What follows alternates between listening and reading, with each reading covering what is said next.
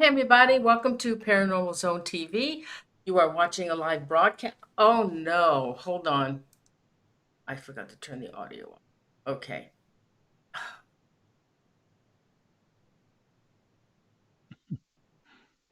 All right. Hi everybody, welcome to Paranormal Zone TV.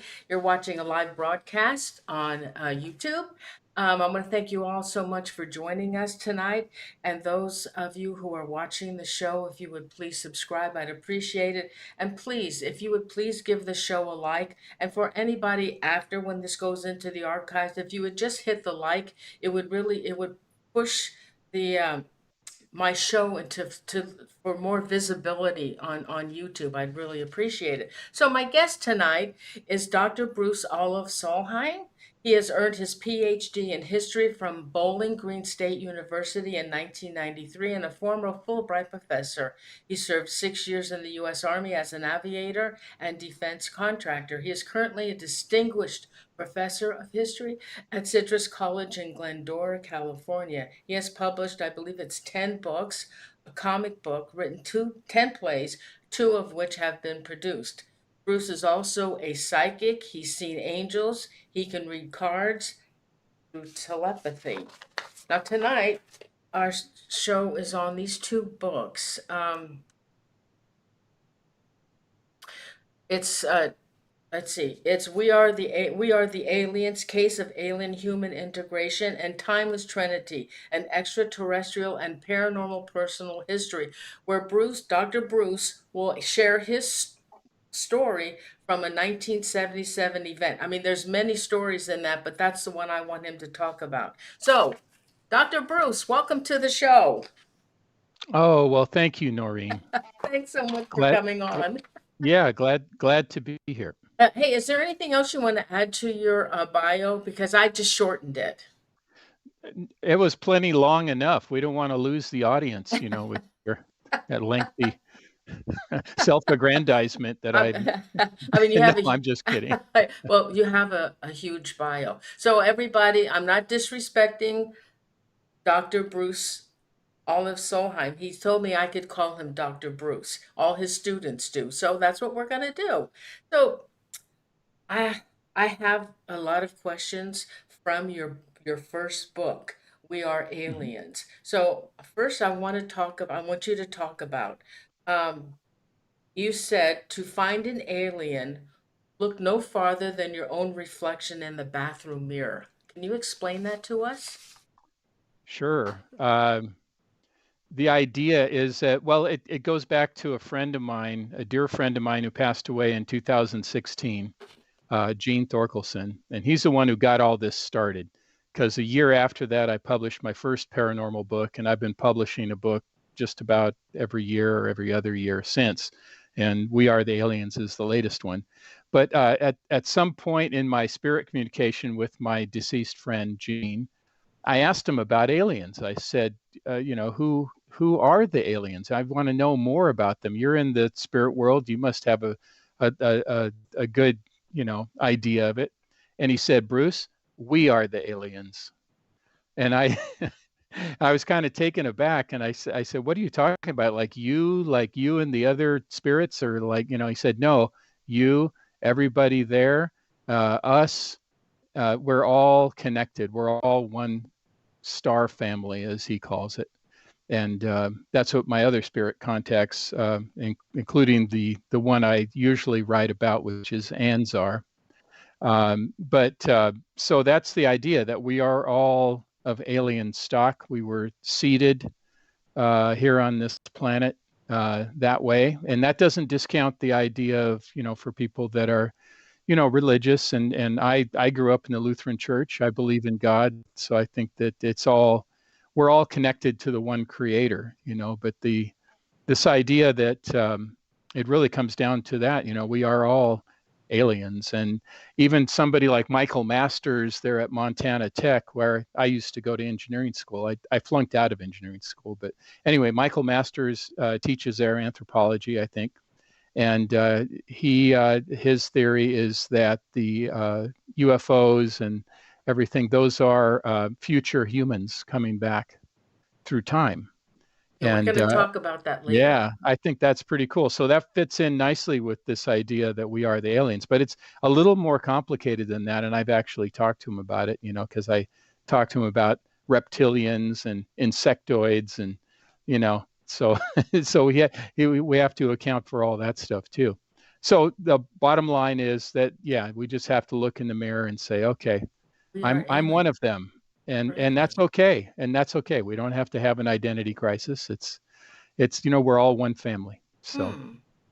All right. So, you say in your book you build your case from scientific theory, practical firsthand experiences, and guidance from a non-human intelligence, Anzar, an ancient alien mystic advisor, and mhm. that you contact him weekly. So tell us about that. Yeah, well, after I had that experience with Gene and he said it was okay, it was time to tell my stories, and I'd had a paranormal life since I was 4 years old. And I had collected stories, but I hadn't shared them publicly for fear of losing my security clearance when I was in the military and working for Boeing as a defense contractor, and even as a professor. I was afraid that I would get let go, that they would think I was crazy or something if I started talking about all this stuff. But Gene told me, don't worry about it. The time is right. And of course, a year after he told me that, and I published my book, that's the year that New York Times article came out about the UAP videos and the idea that there was a secret UFO program within the government, and so that it all feeds together. And anyway, so I now I forgot your question. I'm sorry, I got kind Oh, of sidetracked, but talk to us now. Now, everybody, yeah, we aired a show several years ago yeah. on Anzar, and I under this Oh, video, Anzar. Yeah, I will put the link to that show. But yeah. those who may not have watched that show, Right, right, right. tell them about Anzar. Yeah, yeah. There's so many things to go over. Anzar, he's been with me since I was little, since I was a little kid, and he's intervened in my life several times. And he is connected to me. The way he says it is that an aspect of him is an aspect of me. So basically, we are related. We are connected. Not only are we all aliens, but I am in a kind of a close family way related to Anzar. So, and that's why we have such a good connection. And I really wasn't totally aware of it because I had hidden, a lot of this from other people, but also even from myself. But in I think it was 1997, I had a very clear vision of Anzar where I saw him and I remembered it and I wrote everything down. And he told me at that time, he didn't tell me his name was Anzar then. He's told me his name was the progenitor, which means the one who starts everything. In other words, started stuff on Earth. And and he gave me all this advice. Now it sounded to me like that well, he wasn't necessarily human, and he had oh, kind of a proto-human look to him. So I drew a picture of him and everything, and I wrote down every word he said, and I just kind of kept that filed away.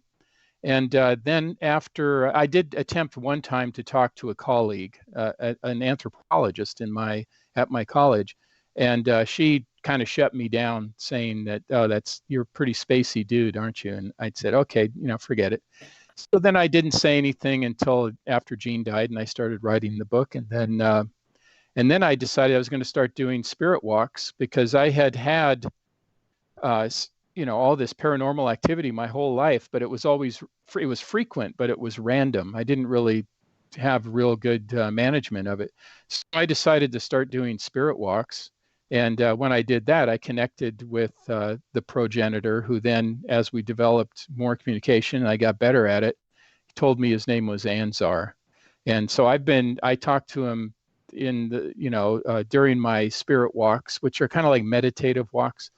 I talk to him about once a week or once every other week. Sometimes it'll go 2 weeks, but and these walks are in where I live here in Southern California. There's a specific place I go that's a little bit easier to make a connection, but I could make a connection in my own living room too if I wanted to. It's just a little bit easier if I'm out there walking and meditating and heading up towards the mountains. It's very beautiful. So it kind of has a nice setting and makes it easier. So in this communication, I record everything that I hear him say, that he shows me, or symbols that sometimes it's like a little video he plays for me. Sometimes it's words. Sometimes it's a color or some kind of feeling. I record that all, what the questions I ask him and his responses on my phone. And then when I come home, I transcribe it. So right now, I have about 350 single-spaced pages of notes from the spirit walks that I've taken in the last 6 years or so. And that's the material. I've used some of that for the books that I've been writing. So he is and it's not just me that sees him or talks to him. At a meeting I went to about 4 years ago, maybe 5 years ago, a CERO meeting, the Close Encounter Resource Organization here in Southern California. And it was actually a meeting in Huntington Beach. I asked Anzar to come with me, and so other people could see him. I said, would you please come with? And after the meeting, I didn't tell everybody that's what I was going to do. I just said at the end of the meeting, I said, I had a special, did anybody see anything? I just said that. Did anybody see anything around me during the meeting? And nobody really said anything. And then one lady, kind of sitting on the far end of where, the table we were at, looked up from her French fries and said, yeah, who's the big native dude behind you? He's like 7 feet tall. Who is that who you're talking about? And then, and I go, well, yeah, that's Anzar. He's really, really tall. He has kind of a, I guess, Native American look, or kind of it's almost proto-human look sometimes, and sometimes kind of a classic alien look. But he's very tall. He's over 7 feet tall. And she said, yeah. And then I said, well, yeah, that's Anzar. And she says, you're kidding. And I said, no. And then she took out her wallet, and she had her driver's license, and she showed it to me. And she lived on Via de Anzar, the way to Anzar. That was the name of her street. So Oh, wow. that was confirmation. Not only did she see him and then later communicate a little bit with him, but she also lived on a street that said the way to Anzar. She no longer lives there. But anyway, that's where she lived at the time. So we've become good friends. She's a Native American shaman, or a shamanic practitioner. So she's very attuned to things, and she's a good friend, and she's a good advisor. And anyway, so that's the only other person who has spoken to him or communicated with him or seen him, as far as I know. I have had a lot of people approach me and offer me bits of information, which is interesting. I had a man in the Netherlands who's I think he's Amazigh, or he has Amazigh, which is the Berber people of North Africa, like Morocco. He has some lineage there. And he said, are you aware that Anzar is the holiest, like, god to the Berber people? And I said, no, I didn't know that. I know there was a town named Anzar in Iran, and I knew that, and he was some kind of rain deity or something there in Iran, but I didn't know that about the Berber people. And he said, oh yeah, that's the chief god of water and rain, and there's ceremonies every year, and he gave me the backstory to it. So it's just, and then I found out other things, that there's an Anzar high school up in at one of the missions, it's up in Central California. I forgot the name of the mission now, but anyway, the guy who founded the mission he was Basque. So he was from the Basque region in Spain. And of course, Spain was conquered by the Moors. Where did the Moors come from? They were Amazigh and other African folks and Muslims who came into Spain. And so they had connection with the Basque people in Spain. And so there's a connection there. It's all connected. It's fascinating. I write about it in the book. And I rely on all these people who, mention things to me, because, there's such a big, wide world out there, and we need each other to try to understand this stuff. So I've made all these interesting connections. But the bottom line is, he's very helpful to me. He's very funny. Sometimes he can be funny. Like, for instance, several years ago, I thought I was really starting to understand how everything is connected. So I went outside like I usually do, looked into the night sky, and I looked up and I said, I think I'm really starting to understand what's going on. And I heard his voice in my ear. I didn't see him, but I heard his voice, and he said, "Oh, really? You really have no idea." He was like, okay, buddy, Okay, don't yeah. get too excited. Don't get too excited. So I said, okay, I will, I'll calm down a little bit, you know. I was excited, but yeah, I understood that. So he does tell me things that, not so much predictions, because he often says predictions can be wrong because you don't know which timeline you're going to end up on in the future, because there could be divergent timelines that you end up on. So what may be true in one timeline may not in another. You know, this whole multiverse idea. So he always says, be careful with predictions. Predictions can be wrong, but preparations are never wrong.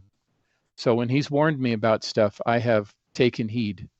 And yeah, so it's been a Really? very, and he also helps me with remote viewing because remote viewing is not easy. I can do it, but when I ask him to help me, he's very good. It's not a prediction when you're doing remote viewing. You're doing live. What's going on right now? So I'll say, okay, what's going on in the White House right now? What is Joe Biden looking at? You know, Huh? what is he talking to somebody about? And he's told me, and then it kind of pans Really? out. It pans out as far as I can tell. Of course, I don't. There's no way to, you know, I don't. You know, the White House is not going to tell me that he was right or wrong or whatever, right? But it seems to be exactly what becomes then a topic of the day. You know, at least in general. And yeah, so anyway, that's who Anzar is. He is an ancient alien, although he prefers not to be called an alien. Because I asked him once, I said, "Do you like being called an alien?" He said, "Look it up in the dictionary." And I did, and I saw all the definitions were not good. If your listeners or what, if you look it up, it's not good. It's you know, it's kind of negative. So I said, "Well, what do you want to be called?" And he said, "Star Family." Oh, Which just warmed the cockles of my heart when I heard him say oh. that. So that's, you know, that fits in nicely to the, you know, we are the aliens. So But okay, so he came to you when you were about, other things happened to you when you were 4 years old. What was going yeah, on in your life that this was all going on? yeah. Well, I can start with this. My mom was very psychic, so obviously that had something to do with my abilities and to, you know, to have all this stuff happen to me. Her mom was very psychic. She was actually a healer, an herbalist. You know, you're talking about back in the 1800s. So, you know, in those days, you had to be kind of careful with that stuff because you could, you know, get into pretty big trouble with people. Uh, but anyway, so at 4, I had a healing experience in northern Norway, where my parents are from, and I was very, very sick, and my relatives and in our little village, and we were visiting my grandmother in northern Norway on a remote island where there's no hospital, no doctor, and I got very sick. I couldn't move my head. My neck was stiff. My arms and legs I couldn't move. I had a high fever. They thought I was going to die. I was in this little, like a day bed in my grandmother's kitchen, as a country kitchen, and sometimes she got sleepy and would take little naps there.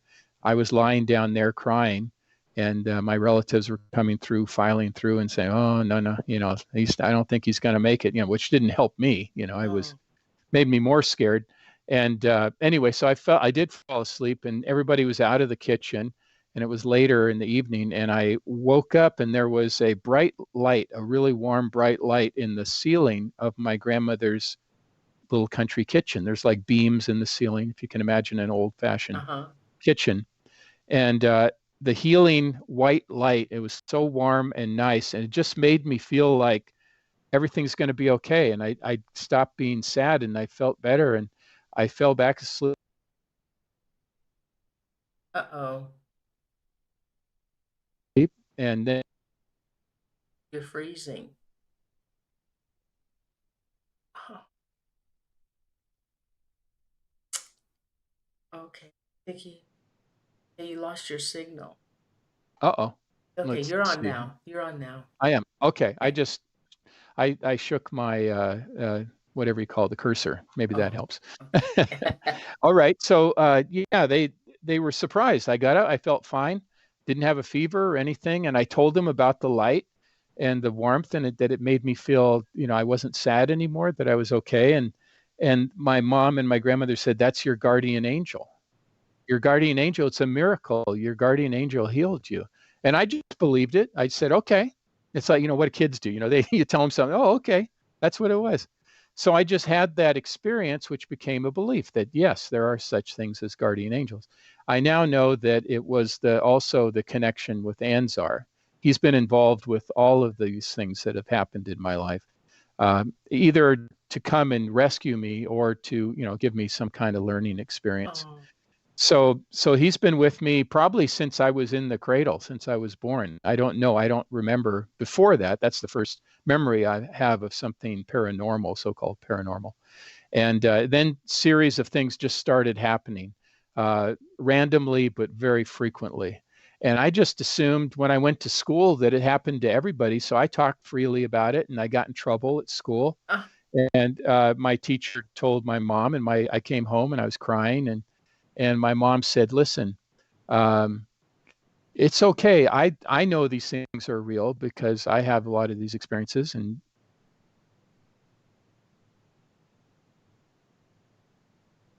And but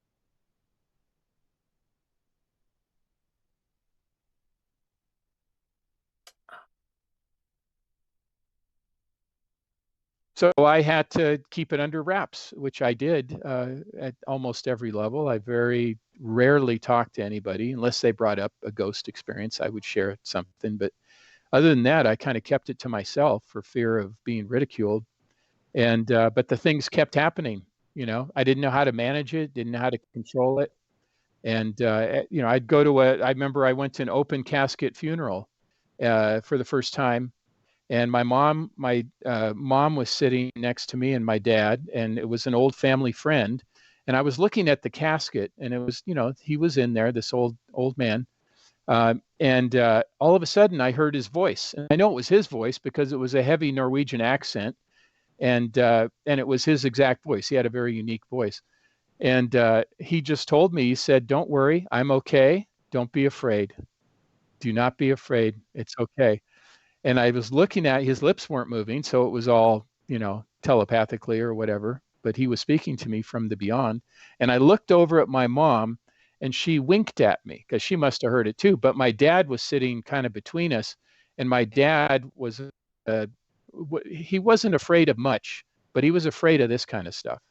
That spooked him. And he was like a Alaska fisherman, like the deadliest catch kind of guy. oh, yeah. And he had been in a Nazi labor camp during the war. Oh, He got put in a labor camp, so he was pretty brave. But he did not, like when my mom and I would read, do telepathy with just a deck of playing cards. We would get a really good hit rate going, because she was teaching me how to do it, how to send, how to receive. And my dad would walk in and say, "Put that away," and then my mom and I would put the cards away, and then she would once again just kind of wink at me, because she didn't want to make my dad uncomfortable or upset. And so that's kind of the way it went. And I just kept having these experiences throughout my life and didn't really talk about it. I had some mutual experiences with others, like the incident in 1977 that oh, you but mentioned. we're going to talk that in the Yeah, second book. yeah. Okay, That's what. yeah, we're Yeah, doing the first one. Okay, yeah. so now they're saying that UFOs are unidentified aerial phenomena. How come they changed that? Yeah, it's now the official designation is unidentified anomalous phenomena, Oh, because they can be underwater, they can be I mean, it's in the air, in space, so they're in many different locations. So they've now changed it to anomalous. Now they claim. I heard one of the interviews with Lou Elizondo, a recent one, because he just came out with a new book. And I heard one of his interviews, and they said it's not what people think. It's not just because of the stigma of UFO, although I think it is. frankly. But he said it's because they wanted to account for all the modalities, you know. But I think it's more, you know, the stigma of UFO. They, you know, people are funny about it, you know. And it's strange that that, you know, some UFO people, UAP people, don't want to deal with the ghost people, and the ghost people don't want to deal with the UFO people. And my theory is it's all the same thing. Yeah, that's what I read. You said Yeah, that. it's all the same thing. But anyway, that's yeah. So unidentified anomalous phenomena, and I think that part of it, the government wanted to change it to say, "Oh, we're not UFO people, we're UAP people." Same Hmm. thing. Okay. Yeah, Okay, so now let's get to the part. Uh, you wrote about your Michael Masters and also about Jack Safadi. yeah. The So physicist. Yeah. yeah, so talk about that. How how they Yeah. are entering. See, you know what? I always thought that the UFOs that have been spotted were already here. But Hmm. after reading your book, it's don't think that's the case. So you want to tell us about how they're entering our airspace? Yeah, I think, well, I think some are here. I think as Anzar says, we've been here, we are here, and we will be here. You know, so you know, so they've been here. And some come and go, you know, in transit or whatever. And Jack Sarfati, he's an American physicist. He's a character. He's a colorful character. He's from New York, from Brooklyn or something. He's just a typical guy you'd expect from Brooklyn. Had kind of a, you know, rough and tumble early life, and but he's a physicist and he's an extremely brilliant person. But anyway, he talks about this idea that uh, ER equals EPR, and I don't want to get into all the physics, but Right. the idea is that wormholes and quantum entanglement are the same thing. And we're talking about quantum physics, which is the subatomic particles, you know, below the atomic level. And basically, what it is, these wormholes, which we've seen in movies and stuff, is that you can go from one galaxy to the other almost instantaneously because there is this connection, this wormhole connection, and because you can do that, what happens here can happen simultaneously on the other side of a galaxy, or the other side way out in the universe. And I share two stories in my book, you know, just my experiences that illustrate this. And one of them, if I can say it just Yes, briefly, yes. one of them is when my brother was in Vietnam. He was in fighting in Vietnam. My mom, you know, remember, she's very psychic, so she woke up in the middle of the night screaming. And my dad and I got into the room. We said, "What's going on?" And she said, I see Alf. That's my brother. I see him, and he's crying, and he's calling my name. He's calling mom. He's afraid he's going to die." And it was this was in 1969, I think, right? So in Pleiku, he was stationed in Pleiku. Well, we said, "Mommy, I'm sure he's okay." We were worried, of course, because he was in Vietnam, and everybody was worried when their children were there. But in my case, my brother. But so then, about a week later, we got a phone call from my brother. He was able to get a connection because he was a radio operator in Vietnam. So he was able to get a connection through a local ham radio operator, what they called a Mars connection. And anyway, we were talking, and my mom mentioned what had happened a week before, and he said, "Oh, that's interesting. 1 week ago, exactly?" And she said, "Yes." And he said, "What time did you have that?" And she said it was, you know, the middle of the night or whatever. And he figured out the time difference, and I can't remember the time difference. Quite a time difference between here and South Vietnam, or at that time, South Vietnam. And we found out it was exactly at the same time he was under rocket attack in his base. And he was crying and he was calling out, which a lot of soldiers do. Oh, When they think they're going to die, what do? They say, "Mom." And sad. it was so moving. My mom, all of us were in tears, you know. Oh, And how did that happen? How did they? So that is an example of quantum entanglement. It didn't matter that my brother was on one side of the world, my mom was at home in Seattle. they instantaneously connected when they needed to. When my brother needed the comfort of his mother, and my mother, sensed it and wanted to give that to him, that comfort. So, and that's not an isolated case, Noreen. I know a lot of Vietnam vets, and they say it would happen. Not to everybody, but it would happen. They had heard of it before too, especially at a crisis point like that. So that's what's called, I think, yeah, what Jack Sarfati would call EPR, Einstein, Podolsky, Rosen. But anyway, that's quantum entanglement. Then there's ER, Einstein, Rosen, which are the bridges and or the whatever you call them, the tunnels, Yes. And so that experience, I call that experience red light. And what happened, I was driving here in Southern California. My youngest son and I were driving, and I was I was approaching an intersection, but something happened. I dropped something, so I reached down just like a split second. Well, the light turned, I was green, and all of a sudden, when I looked up, the light was red, and I was going right through the middle of the intersection, going about 50 miles an hour, and two cars were coming from either side. We would have been double T-boned, Uh, you know, and they were going very fast too. And somehow I was able to suspend time. And what happened is that those cars slowed down to almost nothing. And I was able to maneuver and kind of thread the needle between oh. them and swerve. And then when we came out the other side, everything sped up again to normal speed. Oh, wow. What an experience. Yeah, so Uh, I think that was, I think wormholes are around us all the time. I think quantum entanglement is around us all the time, and we catch glimpses of it when these miraculous things happen, when we have deja vu, all that kind of stuff. That's what I think, that's what's going on. And in terms of space travel, if you can, it doesn't matter, because a lot of people say, oh, that's impossible. If there are aliens, how can they get here? It would take millions and millions of years. Well, not if you take into account wormholes and quantum entanglement. It can be instantaneous or very quick. And they could flash in and flash out and travel back and forth. And of course, then that makes the possibility of time travel possible, which is what Michael Masters talks about, and Jack Sarfati talks about it too.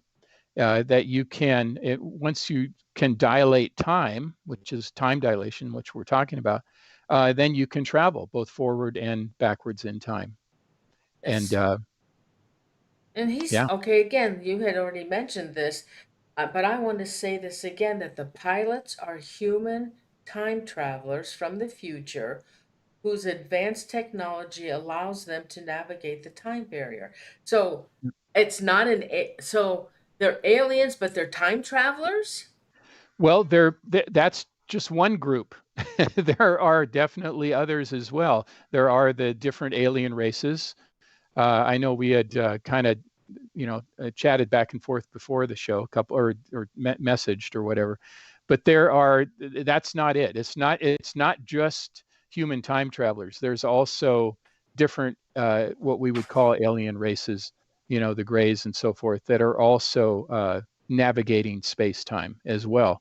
So you know, Michael Masters, he's brilliant, but I told him, I said, okay, I don't think they're just future humans. I think there's also these other alien races. And because otherwise, how can I've had these, reptilian experiences, I've had gray experiences, I've had insectoid experiences. So these are not just future humans. These are, alien species from the past, from the present, from the future, along with future humans. They're all engaged in this. So that's why I say it. I think towards the end of the book, I say time travel is not only possible, it's necessary Can I for all tell this you a to work. story? Yeah, sure. Years and years, okay, gosh, I don't know, like in 2012, that might have been.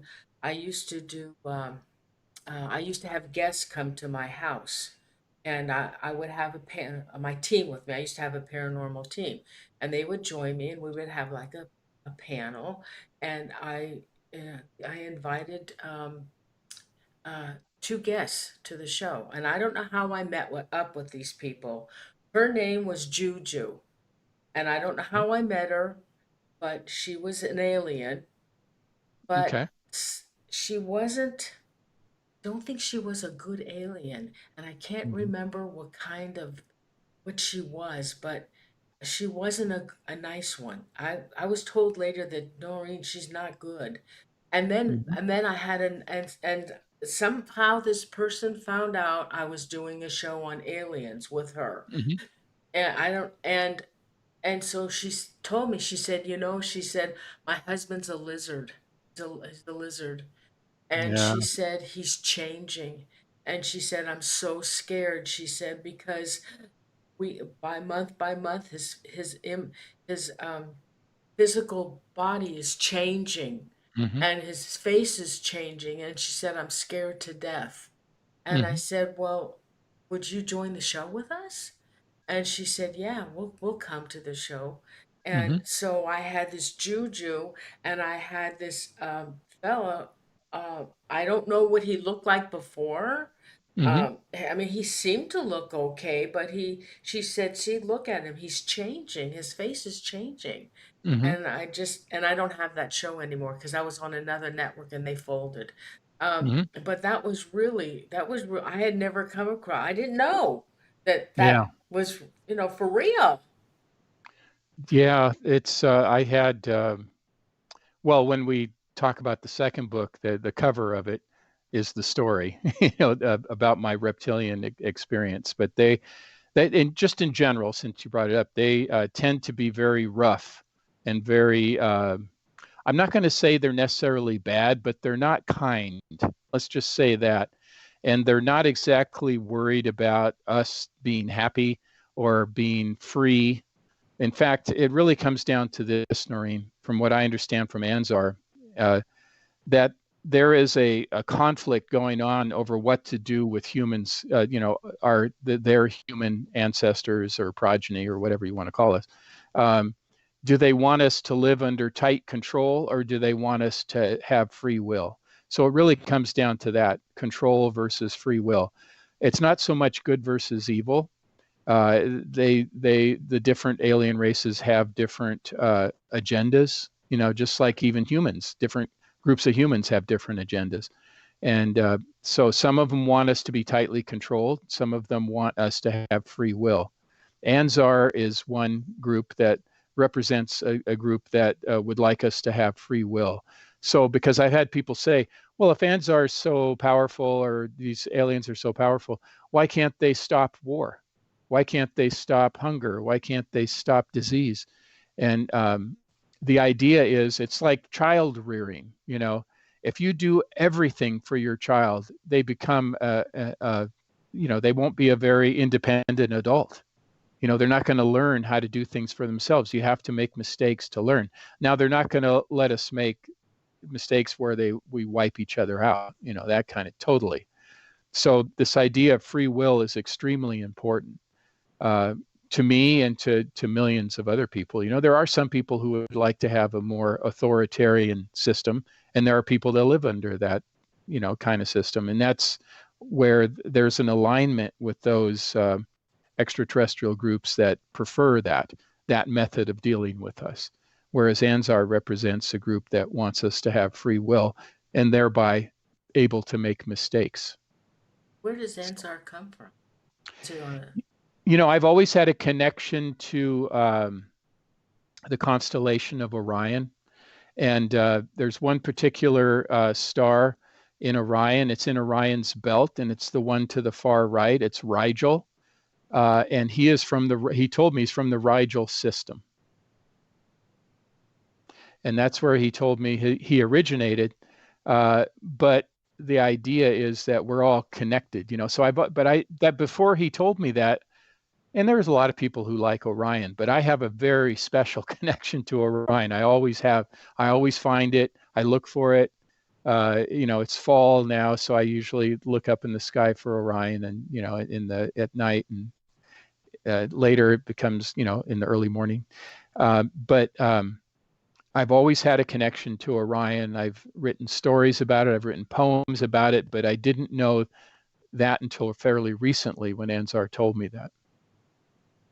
uh does if something is going on and how does he come okay, so when he comes to you, do you try to connect with him when you want to talk with him, or does he just show up? Uh, Both. Most of the time, I go on my spirit walk and I do my protection, and I, make, I call it opening up my radar dish, and I invite, the friendly entities, like my friend Jean, my family, a few others, spirit guides that I have, and then Anzar. And so then I just start having a dialogue, and I record this whole thing. Now, the recordings don't have his voice on it, just so because people have asked me that. So you have him you've recorded? No, I'll hear what he says and I'll say it into my phone so I can record it and transcribe it later. But that's how I usually connect with them, and they're pretty intense sessions. And the reason I have to record them is because the first few times I did it, I didn't record it, and I couldn't remember hardly anything because I get into this meditative state as I'm walking, which seems kind of scary, but I can still navigate, the sidewalks or whatever. So I'm not like wandering out in traffic or anything. But I didn't remember. I couldn't remember, so it was frustrating. I know he told me something important, but I don't remember. So I started recording it, and then I transcribed it so I don't forget. And so that's one way. But he also, like when I was looking up in the sky and he kind of put me in my place, he'll whisper little things in my ear. I'll hear it. And so that can happen too. Or he'll show me something, or I'll get a download. Um, like when I had a vision at night of how these UAPs operate. How can they be invisible 1 second and not visible the next, blink out? How can they Uh, do that? So I was kind of shown how that works in what I call a download. Other people talk about that too, having downloads. So that can happen. I didn't tell Anzar, ask him, hey, could you give me a download on how UAPs work? He just decided it was time, and there you go. And so I got the information, I wrote it down, put it in one of my books. I'm not sure if it was in the latest one or if it was an earlier one, but um, yeah, that was pretty exciting. So there could be different ways in which he communicates with me, and the same with other uh, spirits that I contact with that are. I don't have an open invitation to every spirit, obviously, because there are some very nasty things out there, and I have protectors. So as as connected as I am, I have to have I call them bodyguards or bouncers. More likely is more like bouncers, to keep the more negative entities away. I just the ones that I want to deal with that are good and kind and helpful. all right, so let's go on to your second book. Is there Okay. anything else you want to talk about from the first book, We Are Aliens? Just what Anzar keeps telling me that we're going through a leap of consciousness right now because people are kind of freaking out. Some people are, and some people are just saying, "Oh, it's a bunch of hogwash." But there's resistance to it. But this idea is if we're to evolve, as human beings that we are now, even though we have alien origins, we need to take a leap of consciousness, not a leap of faith, but which we're usually told, but a leap of consciousness. We have to be able to reach a higher consciousness and see into this quantum world, or see into the spirit world, the alien world, the quantum world, which is really all the same thing. We just have to allow ourselves to navigate that, and that's not easy for people because a lot of people are very comfortable with the interface, because what we are doing right now and what we do in our normal waking day is an interface, kind of like a computer keyboard. You know, we don't see the voltages toggling on and off inside of our computer, inside of the circuit boards or whatever. But that's what's really going on. So that's the comparison I have, from our waking world to the quantum world or the spirit world or the alien world or star family world. Is that's like the inner workings, and every once in a while we catch a glimpse of it. But so we're mostly comfortable with our interface, what has been described as an interface, which is not necessarily reality, which is kind of mind blowing when you think about it. Wow. Okay, so let's I want you to tell us your event that happened in 1977. This comes from your second book, Timeless Trinity.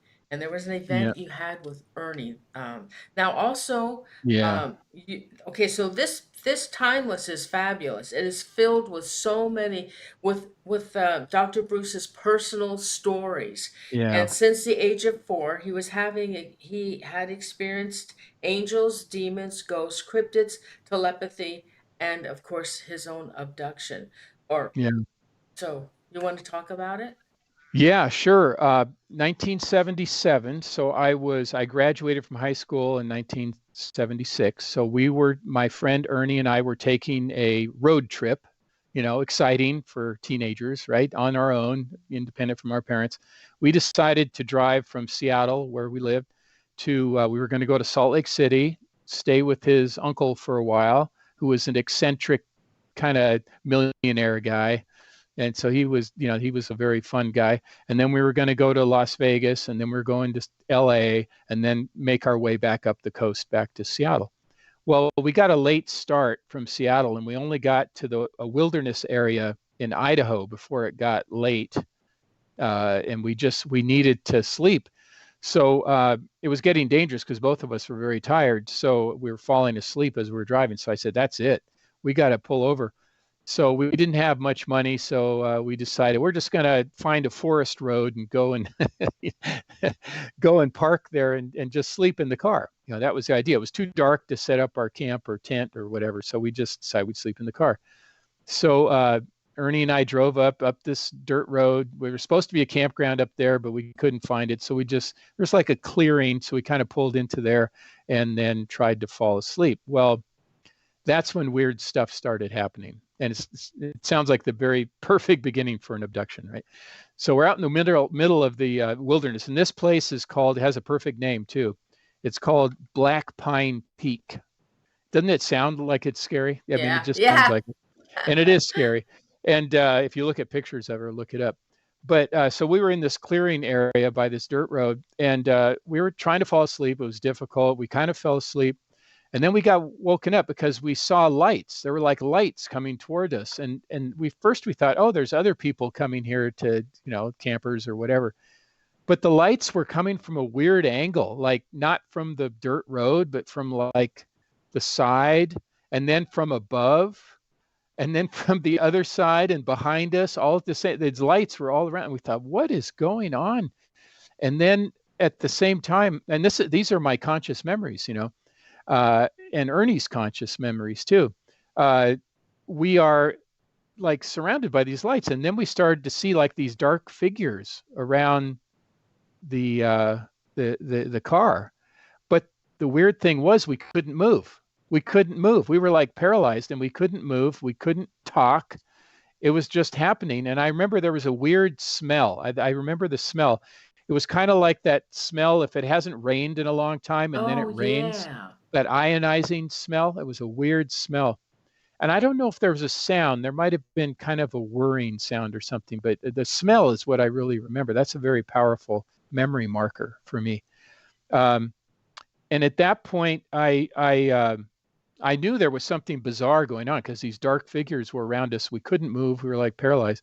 So I decided that I knew something strange had happened. And then after that experience, and I'll come back to that in a minute, Uh-huh. Ernie and I did not get along. We were fighting the whole time. We never talked about it, that weird thing that happened. It's like our memories went blank and we never talked about it. We fought the whole time. We had a miserable trip. It should have been a beautiful trip. We fought the whole time. It was miserable. And anyway, so I decided to do a hypnotic regression because I said there's some things need to be unlocked. And I did a regression with a friend of mine, Yvonne Smith, who you may know. Oh, yeah, I do. Yeah, and I did one with her, and she's very good. She doesn't plant ideas in your head, she just lets it come out. And I got very relaxed. I was afraid to be hypnotized. It's the first time, but it was fine. I was in control. I was just very relaxed, deeply relaxed. So I started to have more memories. And as it was coming out, she asked me. She said, "You're in the car. You're telling me you're in the car. You can't move. There's these dark figures around the car. There's these lights coming from every angle. She asked me something that I didn't think she was going to ask me. She says, in your mind, go back and into that where you were sitting and look next to you, in the passenger seat. So I thought about it and I looked. Ernie was gone. He was gone. I had not remembered that part of it, that Ernie was gone while I was Oh. paralyzed. I was able to look with my eyes, my side eye or whatever, and he was gone. And then I remembered more, that I saw, alien looking beings, tall. They must have been tall grays, I figure is what it was. And but they didn't take me. They had obviously taken Ernie, and at a certain point, he comes back, and then it's like the memory of it goes away. So after that regression, I decided I'm going to write this story, and I'm gonna call Ernie to get corroboration, because it's a dual experience, right? And Uh-huh. that's means more than just a single person experience. I called him and we talked about it, and I didn't tell him I was writing a story. I didn't tell him it was an abduction. I just said, do you remember that trip? And he said everything up to that point, all the things I remember: the dark figures, couldn't move, felt like he was drugged, whatever. And then I said, Ernie, and you remember the lights, right? And he said, yeah. He said, I don't know what it was. And then he said, yeah, and I'm really sorry that we didn't get along. I said, I'm sorry too, Ernie, whatever. And then I said, Ernie, I got to tell you, I did a regression. And he said, you did a what? And I said, I did a hypnotic regression, because I suspect it was an abduction. And it was confirmed that you were abducted. And oh my gosh, he got so mad. He got so mad at me. I mean, he was Oh like, my. I wish you would have told me that before we started this. I feel like you're using me. And what if I decide to write my own story now? And I'm not going to talk to you anymore. And if you do write a story, you are not allowed to use my name. You hear me? Do not use my name. So that's why I call him Ernie. That's not his real name. Oh. Uh, but okay, all right, Ernie, all right. And I said, but if you want to talk about it, we can talk about it. He said, I'm not going to talk to you about it, and goodbye. So he hung up. And then I kept emailing. I'm really sorry. I wasn't trying to be deceptive. I just didn't want to hit you right away with, hey, you were abducted, right? I wanted you to remember on your own. And so nothing. Then finally I get an email back from him. And I think I put it in the book. Yeah, I do remember. And I think you feel bad, because I told him I feel bad. He said, you probably feel bad and guilty because you allowed your best friend to be abducted by aliens. And I said, wow, okay. And then he said, I remember that they took me, and I was that one of them said, this guy's really a squealer. You think he'd never seen a pair of pincers before. Pincers was the word he used, like pincers, like on a, insect, right? And so No. and then he said, and I felt like I was drugged. And anyway, then he said, and I'm never, going to talk about this. This is it. And then that goodbye. So that was it. At that moment, I remembered I've always been a writer. After that trip, I wrote poems, and I wrote a poem about that trip and about that experience, but I didn't connect it all at the time. I just thought it was a poem from, wherever, the muse, right? But I went back. I have all my poems I wrote in 1977, and I called this one The Visitors. And in there, I talk about that I had sold out to the aliens. I sold out to the aliens. That's what I said. And then I said, you don't know, they're mean. I wrote they're mean. And then I wrote, they have us in their pincers. I wrote pincers in the poem from 1977. I have the original. I put it in the book. Uh-huh. And so Ernie had confirmed that. And but I talked to Yvonne after Ernie, we had that falling out there, and she said, "Oh, that's typical. That's typical. One person will get the insight, will remember, and the other person will. They'll just break up the friendship. It can break up marriages. It's very rare that they can both, stay together."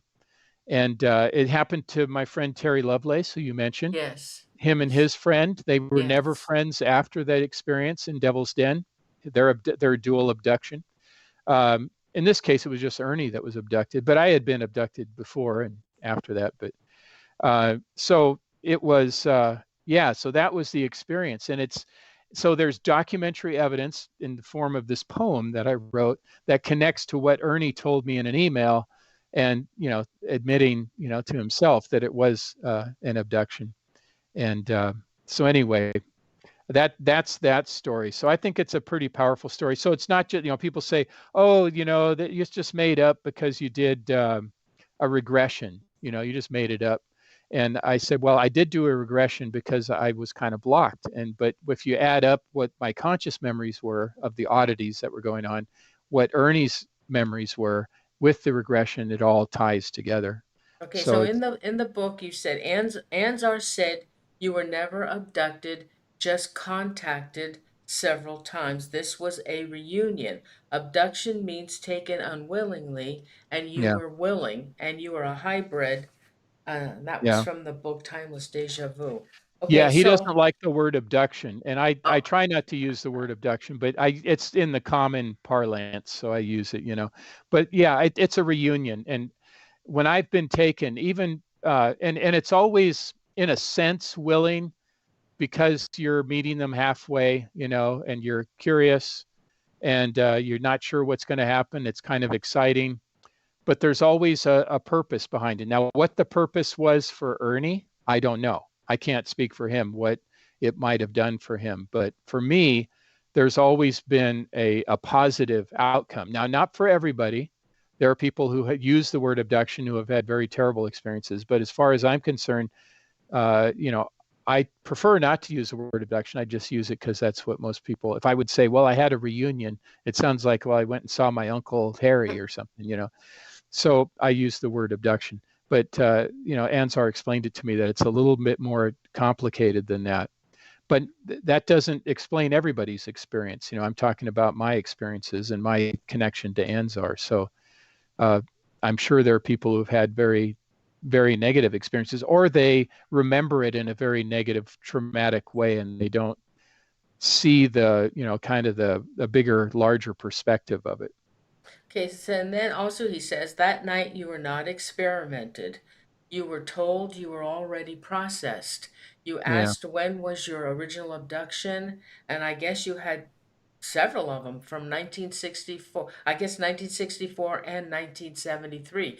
But yeah. it did you have more? Maybe you didn't remember I the others. I have, well, the ones that I do remember, well, 64 was actually a rescue where Anzar rescued me from a child predator in our neighborhood. It was a horrible thing, but he saved me basically from that child predator, and he saved other kids too, which is pretty amazing. Um, How and did by he the do way, that? where I grew up, I lived right next to a Nike missile site. So, which is, they seem to always be hovering around those nuclear missile sites. And anyway, but the what would be a very classic my own abduction experience would be 1973, um, and that's where I had what they called special processing. That's where I encountered the insectoid doctor, and I was taken. I was Christmas Eve in 19. Let's see, was it Christmas? No, it was. Yeah, it was Christmas Eve, 1973. I was in my room, and it started off really weird. Oh, did you want me to talk about that experience? I'm not Oh sure. yeah. Oh gosh, Okay. go ahead. Yes. Yeah, so I'll try to make it short so it doesn't take too much time. The 1973, my aunt and uncle from Norway were visiting, and in the middle of the night, I saw my aunt in the doorway, and I thought, why is my aunt in the doorway of my room? What's going on? And there were these little. I remember there was these little creatures around her. Now I know they're little grays, is what they were, but I didn't know at the time. And all of a sudden, my aunt started to morph. Like her face didn't look like. At first, I thought it was my aunt, or at least they were presenting themselves as my aunt. But then they kind of morphed into a more of a, a creature, what I would call a creature then. Now I know it's an alien, or probably a gray. And so the next thing I know, my cat jumps off the bed. My big cat named Tiger. Uh, I call him the magic cat, but he always slept with me on my pillow. Of course, he had to be on the pillow. And he must have seen this, and he jumped off, which cats do if there's something going on, and kind of warned me. And at that point, I was taken up, and everything, the ceiling disappeared. I was taken up into a ship, and it was a classic scenario. There was like an medical exam bed, but it was obviously not like a regular room. It was somewhere above the earth, somewhere, I don't know exactly where. There was like a pylon there. So it was a round structure with a pylon. There was these triangular like windows above, or at least what looked, like windows. They could have been decorations or something, I don't know. But there was these little grays around me, and there was a large insectoid. Now, a lot of people say they look like praying mantis. To me, it was kind of a cross between a praying mantis and a Jerusalem cricket. If you've ever seen a Jerusalem cricket, they have a very odd looking face, almost like a human face. oh no, If I don't. your listeners look it up, you'll see what I'm talking about. They're very striking. But anyway, so there was a procedure going on, and there was some kind of clamp thing by my head, and it was hurting me. So I was complaining about it. I was thinking that it was hurting me, and this was all telepathic, right? So the doctor said, he started to admonish the little grays, remove that harness thing, whatever that thing was. I call it a harness. It was probably some, levitating device, whatever it was hurting me. So they removed it. And then I asked him, I said, what's going on? Who are you? And he said, all you need to know is that this is special processing, and you are required to have special processing. And then he reached with his, weird looking appendage, Oh, touched my head, and that was it. I don't remember anything else. Next thing you know, I'm in my bed. And like, I think an hour or two or whatever it was had passed. So I had been gone for a while. And now, most of this I remember. Some of it I got through a regression. So I've done both with this one. So part of it is my conscious memory, part is released. I call it a released memory, because there was a masking done, because they don't always want you to know exactly, because it might be too horrifying or traumatizing. But I mean, my experience I had in 1964, to go back to 64, it wasn't an abduction. It was a rescue by Anzar, and he rescued other children too. It was so traumatic for me, even though it was a good thing, and I look at it as a good thing. It was so traumatic for me because I saw what I thought was a monster, but it wasn't. It was an alien. It was Anzar, and he was rescuing me. And I remember telling him, I said, what I thought it was a creature. So I said, you look like a monster. Why should I listen to you? And he told me, he said, the real monster lives in that house up on the hill. That's the real monster. He might look like he's not a monster, but he is. You stay away from there. And I said, well, he babysits, their family babysits me sometimes. And he said, never mind that. Your mom will know. And all you got to say is you don't want to go there anymore, and your mom will agree, which she did. I never had to go up in that house again because I knew weird stuff was going on. There was obviously abuse going on with neighbor children and even his own children. It was awful. well, could Anzar have done anything about him? Well, he maybe wasn't aware until, whatever made him aware. He stepped in and intervened, and it wasn't just me. There were other children that I remember in this kind of holographic image. There's other kids that were in, not necessarily kids I knew from the neighborhood, because there was a neighborhood above us that I didn't really go to school with those kids. So, but we were all there, and he was telling us all, to stay away from that house. So, but it was so traumatizing for me that I could barely speak after that. I had to go to speech therapy. I spoke Oh my. fine before then, but I had what they call traumatic there's a medical term for it. It's basically traumatic stammering. I stammered so badly I could barely get a word out, Oh. and I was being ridiculed by kids and teased, and then I just stopped talking because I didn't want to get teased. So I just figured I just won't talk.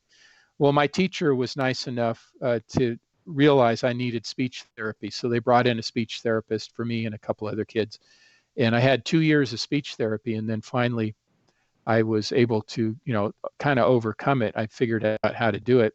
I never would have imagined I'd be talking on a radio program or podcast or teaching or lecturing or whatever, because I had such a bad stammering problem. But so there was physical evidence from the contact. So yes, contact can be, in this case, very helpful.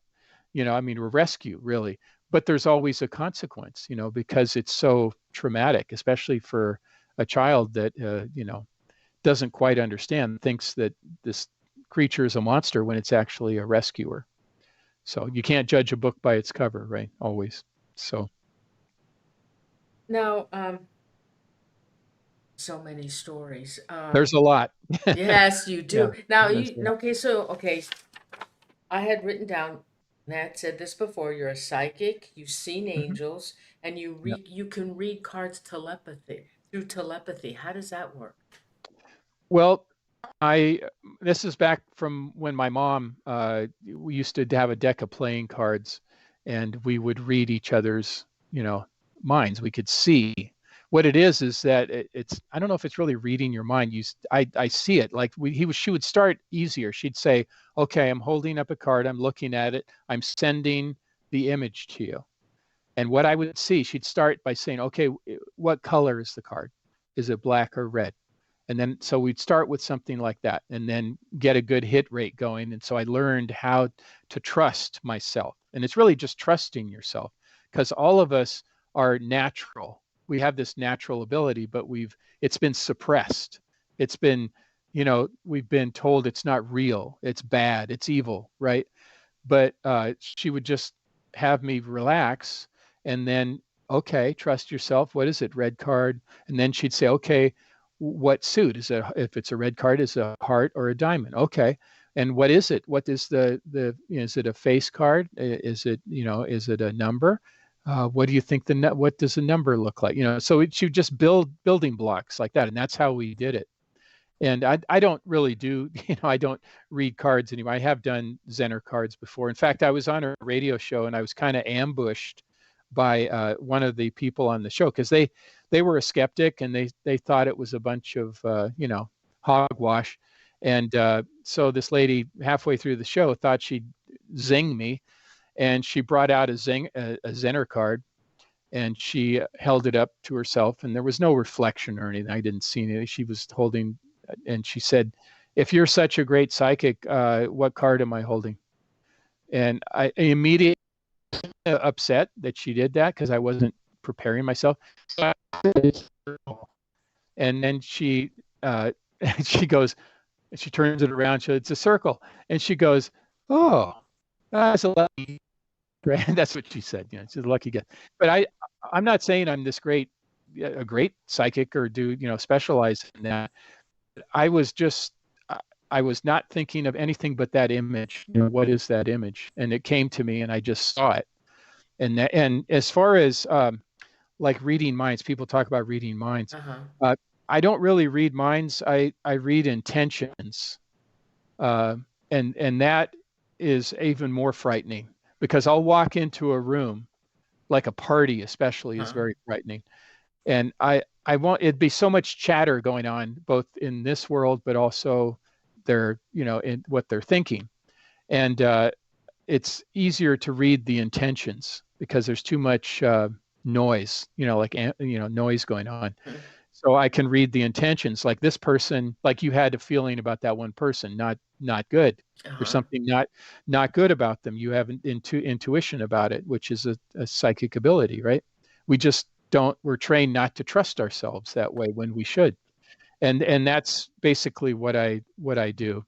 And it's all the same thing, when you do remote viewing, you do reading cards, or you do you know meditation and spirit connection and mediumship and telekinesis, where, spoon bending, I've done that. And it doesn't always work. I always say it's a quote from the movie Little Big Man, where he says, sometimes the magic works, sometimes it doesn't, which is true. It's not going to be 100%. And people who've asked me to do, to connect with their dead relatives or passed on Uh-huh. relatives, I always tell them, I said, I'm going to try, and I never take money for it, because I say, if you give me money, I feel like it puts too much pressure on me. It's like, I got to make sure I get it 100% right. Well, you don't always get it 100% right. So I just say, I'll do it. I don't want any money. I just want to do it to help you. So usually I do make a connection, and I find something that's of value or means something to them. Sometimes it's very accurate. Sometimes it's kind of partly accurate. But the fact that it's at all, any part of it accurate, is kind of proof that it works. Wow.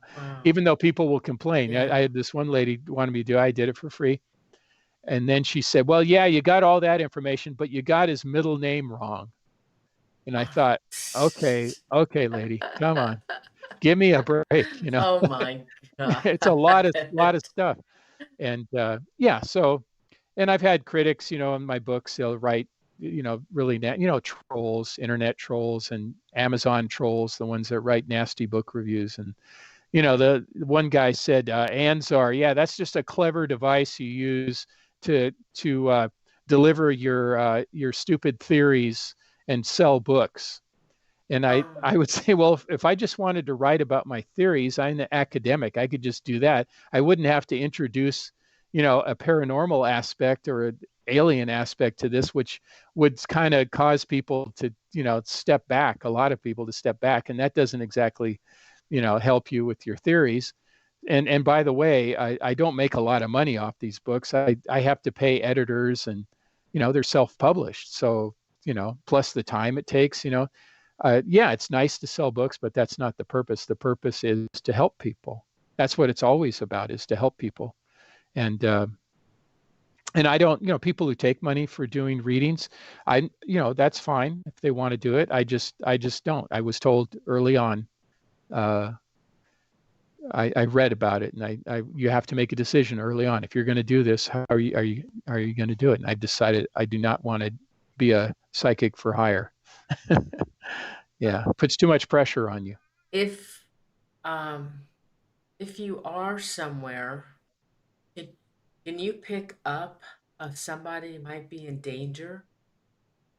Sometimes, yeah, like somebody that's with me, or somebody like remotely, like somewhere else. And is that what you mean? Or And well, like you might be at a grocery store, or you might be shopping, and there's somebody that's like near you, and all of a sudden you can pick up something really bad.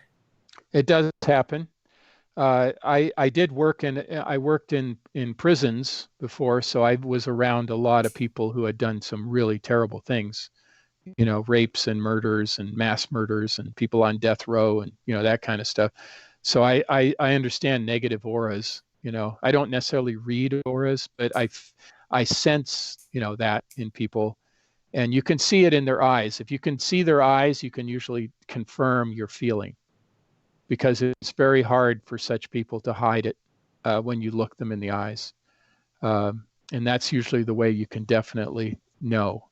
Uh, so people who are listening, if you're looking for a friend, or looking for a new friend, or looking for a boyfriend or a girlfriend, and you sense something kind of weird and you look in their eyes and it kind of confirms that, that's probably, trust yourself. That's probably not good. Probably not good. Have you ever been asked to for help in finding missing people?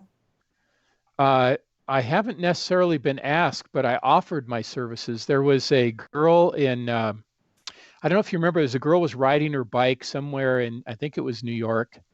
It was a year or two ago. And she was riding around this lake. It was at a campground. I can't remember all the details, but uh, she went missing, and it was this big panic. They didn't know where she was. And I had this, I did a remote viewing, and I saw her, that she was still alive, but she was in like a cupboard, or closed in space, like a cupboard. That's what it looked like, closet or a Uh-huh. cupboard. But she was still breathing. She was still alive. Um, and I emailed the police department, the tip line or whatever, the Uh-huh. email, and I never heard a response from them. But about a couple days later, sure enough, they found her in a camper on somebody's property, and she was hidden inside of like a closet or a cupboard. And I came close to the location. I was trying to find it on a map, Uh-huh. kind of dowsing, trying to figure out where, and I was fairly close. So I think I can do it. But the police are always really wary of these kinds of things, because I'm sure they get hundreds of people, trying to offer them tips, and they don't know me. I haven't been vetted by them. So, I do know people who do this professionally, psychics who do it, and they're very highly trained. I just thought I would try because I felt so bad. I thought, well, let me try. And I did, get some stuff. So, yes, it can be used for that. In fact, Lynn Buchanan, who I became friends with him. I haven't talked to him in a while, but he was one of the original Stargate remote viewers for the military in the 80s. And he, Operation Stargate. Uh-huh. And he uses all of his talents to find missing children. That's what he does. Oh, And I think it's so admirable. And he teaches people remote viewing. And he lives in Olmegordo, New Mexico, which is a very interesting place to live. uh, you know, I know you have, okay, so you have a lot of stories in this second book. Now, I had heard of one of your interviews, and I'm sure this is in your book, about you talked about JFK, Hmm. and what was the other one you talked about? Well, we Oh, had talked previous to yeah. we had talked about my experience in Chicago. Yes, H. Yeah, Holmes. H. Yes, H. Holmes. Yeah. tell us. Yeah, so that's a cautionary tale for a couple of reasons. I was on Coast to Coast, with George Norrie, not George Knapp, but George Norrie. Yeah, and this uh, film producer had been listening, and he lived in the Chicago area, and he got a hold of me, and he said, I would really like to have you come out to Chicago, and I'd like to test your abilities. I'm doing a documentary film, and it requires a psychic. And he said, I think you're the real deal. And I said, I kind of, I said, okay, well, I don't know. And he said, well, I'll pay for you to come out and pay for you to stay here, and, you know, food and stuff. And I said, okay. And I said, but I'll only go if my wife can go too. Because, I don't know this guy. I don't know who he Yeah. is. I don't want to go by myself. Yeah. So Ginger, my wife, we both decided to go. This is January 2019, and January in Chicago, right? So you can imagine, I'm living in Southern California, not quite prepared for what's about to happen. So we go to Chicago, and he sets up a series. What he was going to do was film me at these different locations that I was not aware of. He didn't tell me anything other than it was something had happened there. He didn't tell me what it was. Obviously, it was something paranormal or something strange had happened there. I wasn't familiar with the Chicago area, so he took me to a number of different places and was filming me, and I was picking up some good stuff, but I wasn't blowing him away. You know what I mean? It was like he wasn't terribly impressed. So I started to feel pressure. I started to feel this hubris. It's like, I'm going to show him how I can really connect. So then I stopped doing my normal preparation. I stopped doing my protection. Well, lo and behold, he takes me to the south side of Chicago. And the only thing he says is, yeah, something happened here. See if what you can pick up on. So I'm loaded and ready to go. As soon as we parked in an Aldi's, one of those Aldi's stores in the parking lot. It was a very kind of sketchy neighborhood in the south side of Chicago. I get out, and as soon as I get out of the car, I start seeing like an old film, like playing in front of me, black and white. And I'm looking over towards the elevated railroad tracks, and there's an alleyway there. Uh-huh. I'm right next to a post office on one side and the Aldi's store on the other. And so I see this film playing, and it's kind of like jerky, like old film, Uh-huh. and it's all these horse and buggies Oh, people in dark clothing rushing by. They're all ignoring me until I notice this one guy that's closer, and he's standing right in front of me, staring at me with these really scary eyes, and he's got a curly mustache and a bowler hat and a dark overcoat, and he's just staring at me. And I thought, oh, that guy's scary. yep. I just thought, I don't know who he is, but he's really scary. He's dark and scary. And all of a sudden, poof, it goes away. So then I go, oh, I lost the connection. So I said, I got my radar dish up. I did no protection, nothing. I am wide open to everything, right? All, good, bad, whatever. So I started walking around into the alleyway. I go up to this old tree. As soon I touch the tree, because oftentimes if I touch something, I can pick up, I can Mhm. reconnect, right? So I touched this old tree that looked like it'd been around for a long time. I touched it. As soon as I touched it, I felt like somebody, I was tackled to the ground. And I'm a big guy. I'm 6'3", 240, 245, big guy. It felt like an NFL lineman tackled me Wow. and drove me into the ground. There was nobody there. It was all psychic but physical. It was a psychic attack, a physical attack from a psychic source. Drove me into the ground, my face down in the ground. I injured my left knee. I hyperextended my left toe as it was so much force. And while I was on the ground, I couldn't get up. It was like I was losing my will to live. I was like giving up. And then I started to see under the ground, like people in a dungeon, like, all kinds of people, men, women, children. They were like reaching up and they were in torment. They were like Oh. bleeding and suffering, and they were like Oh. trying to pull me down. And I was describing this. The guy wasn't filming me, but he had me mic'd up. So, because there's something wrong with the camera. As soon as we got there, there was a problem with the camera, right? That often happens with Yeah. paranormal sites, powerful ones, powerful ones. So anyway, I finally am able to struggle to get up, and I'm narrating this whole time. And he goes, oh, yeah, I feel funny too. There's something wrong. I said, there's definitely something wrong. Let's get out of here. So I hobbled back to I was able to pull myself up and hobble back to the car.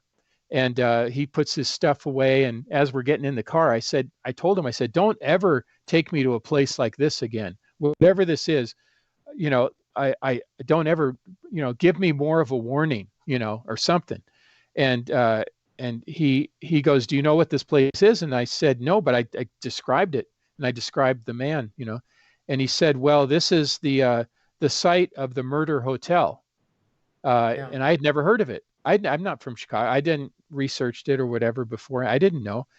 And he said, yeah, there was a doctor, Dr. H. Holmes, built this hotel around the time of the Chicago World's Fair in the 1890s, right?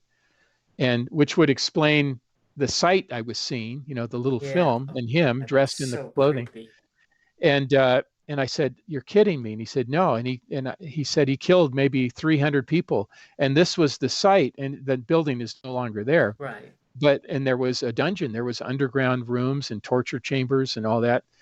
And I was just so frightened by it was a terrible experience. Oh And my God.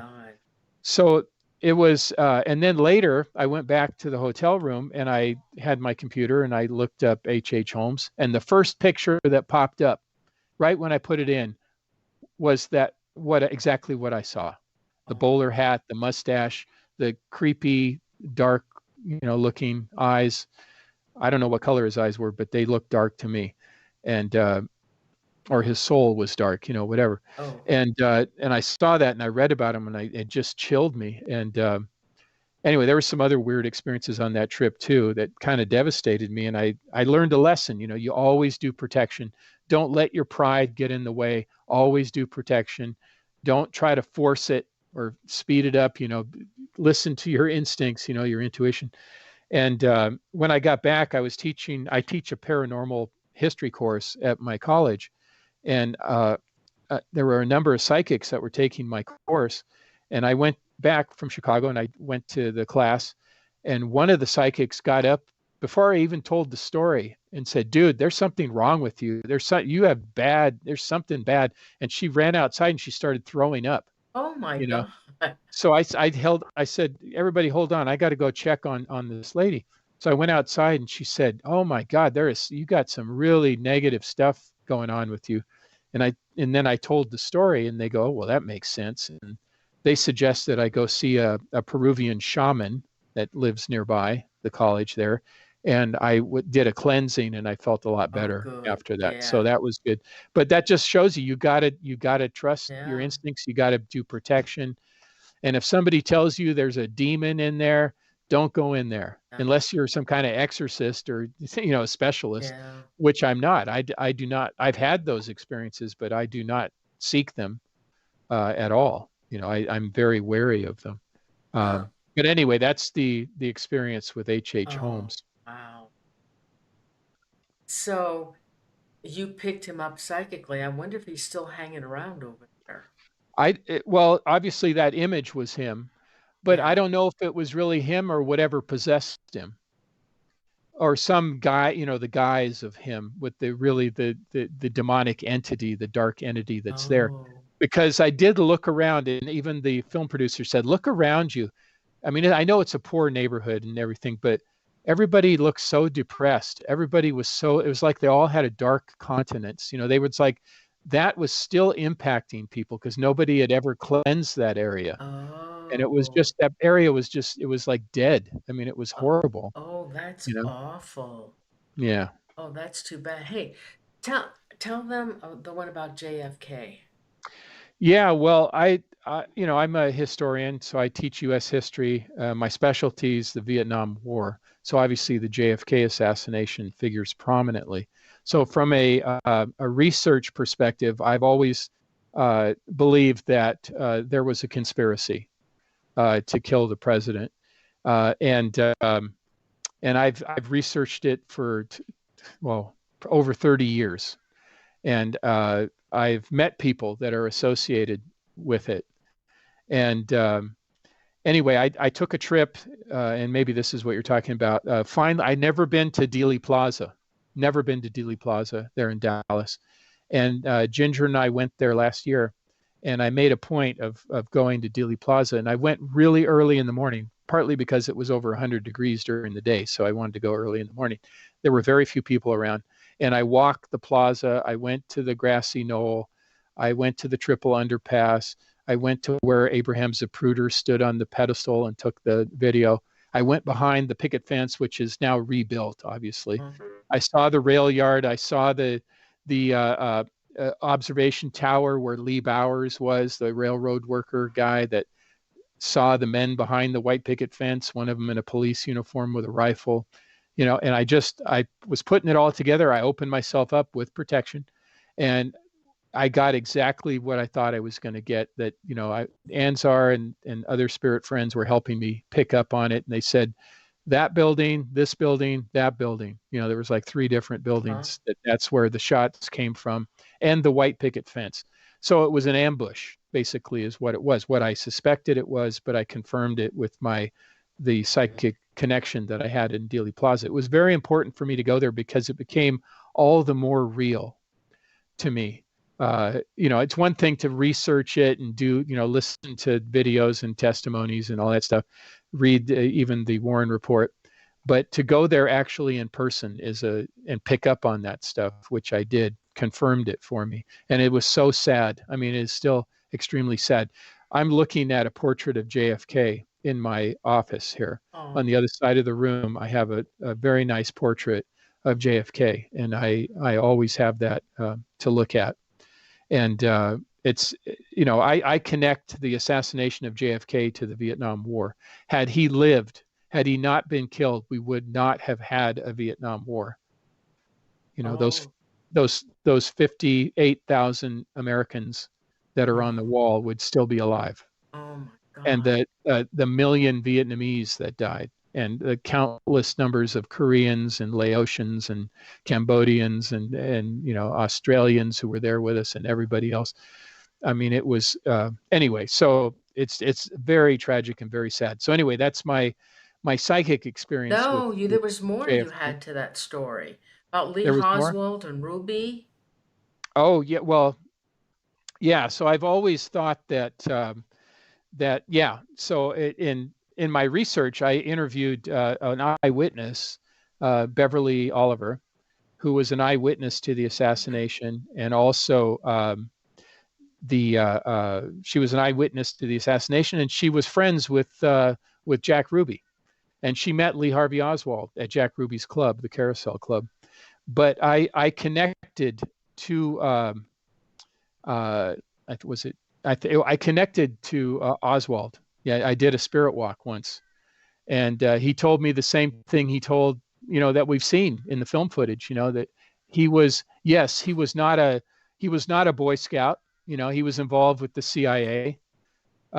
He was a patsy, just like he said, but he had infiltrated that group who was responsible for the assassination, and yeah, so that's the psychic connection I made to it. So what I've done is I put it all together into my what I call my chaotic conspiracy theory of the JFK assassination. In that there were different groups there that day, uh, representing different groups. And there were a lot of people who wanted JFK dead, and they all happened to be there in Dallas. And it wasn't just a coincidence because they knew JFK was going to be there.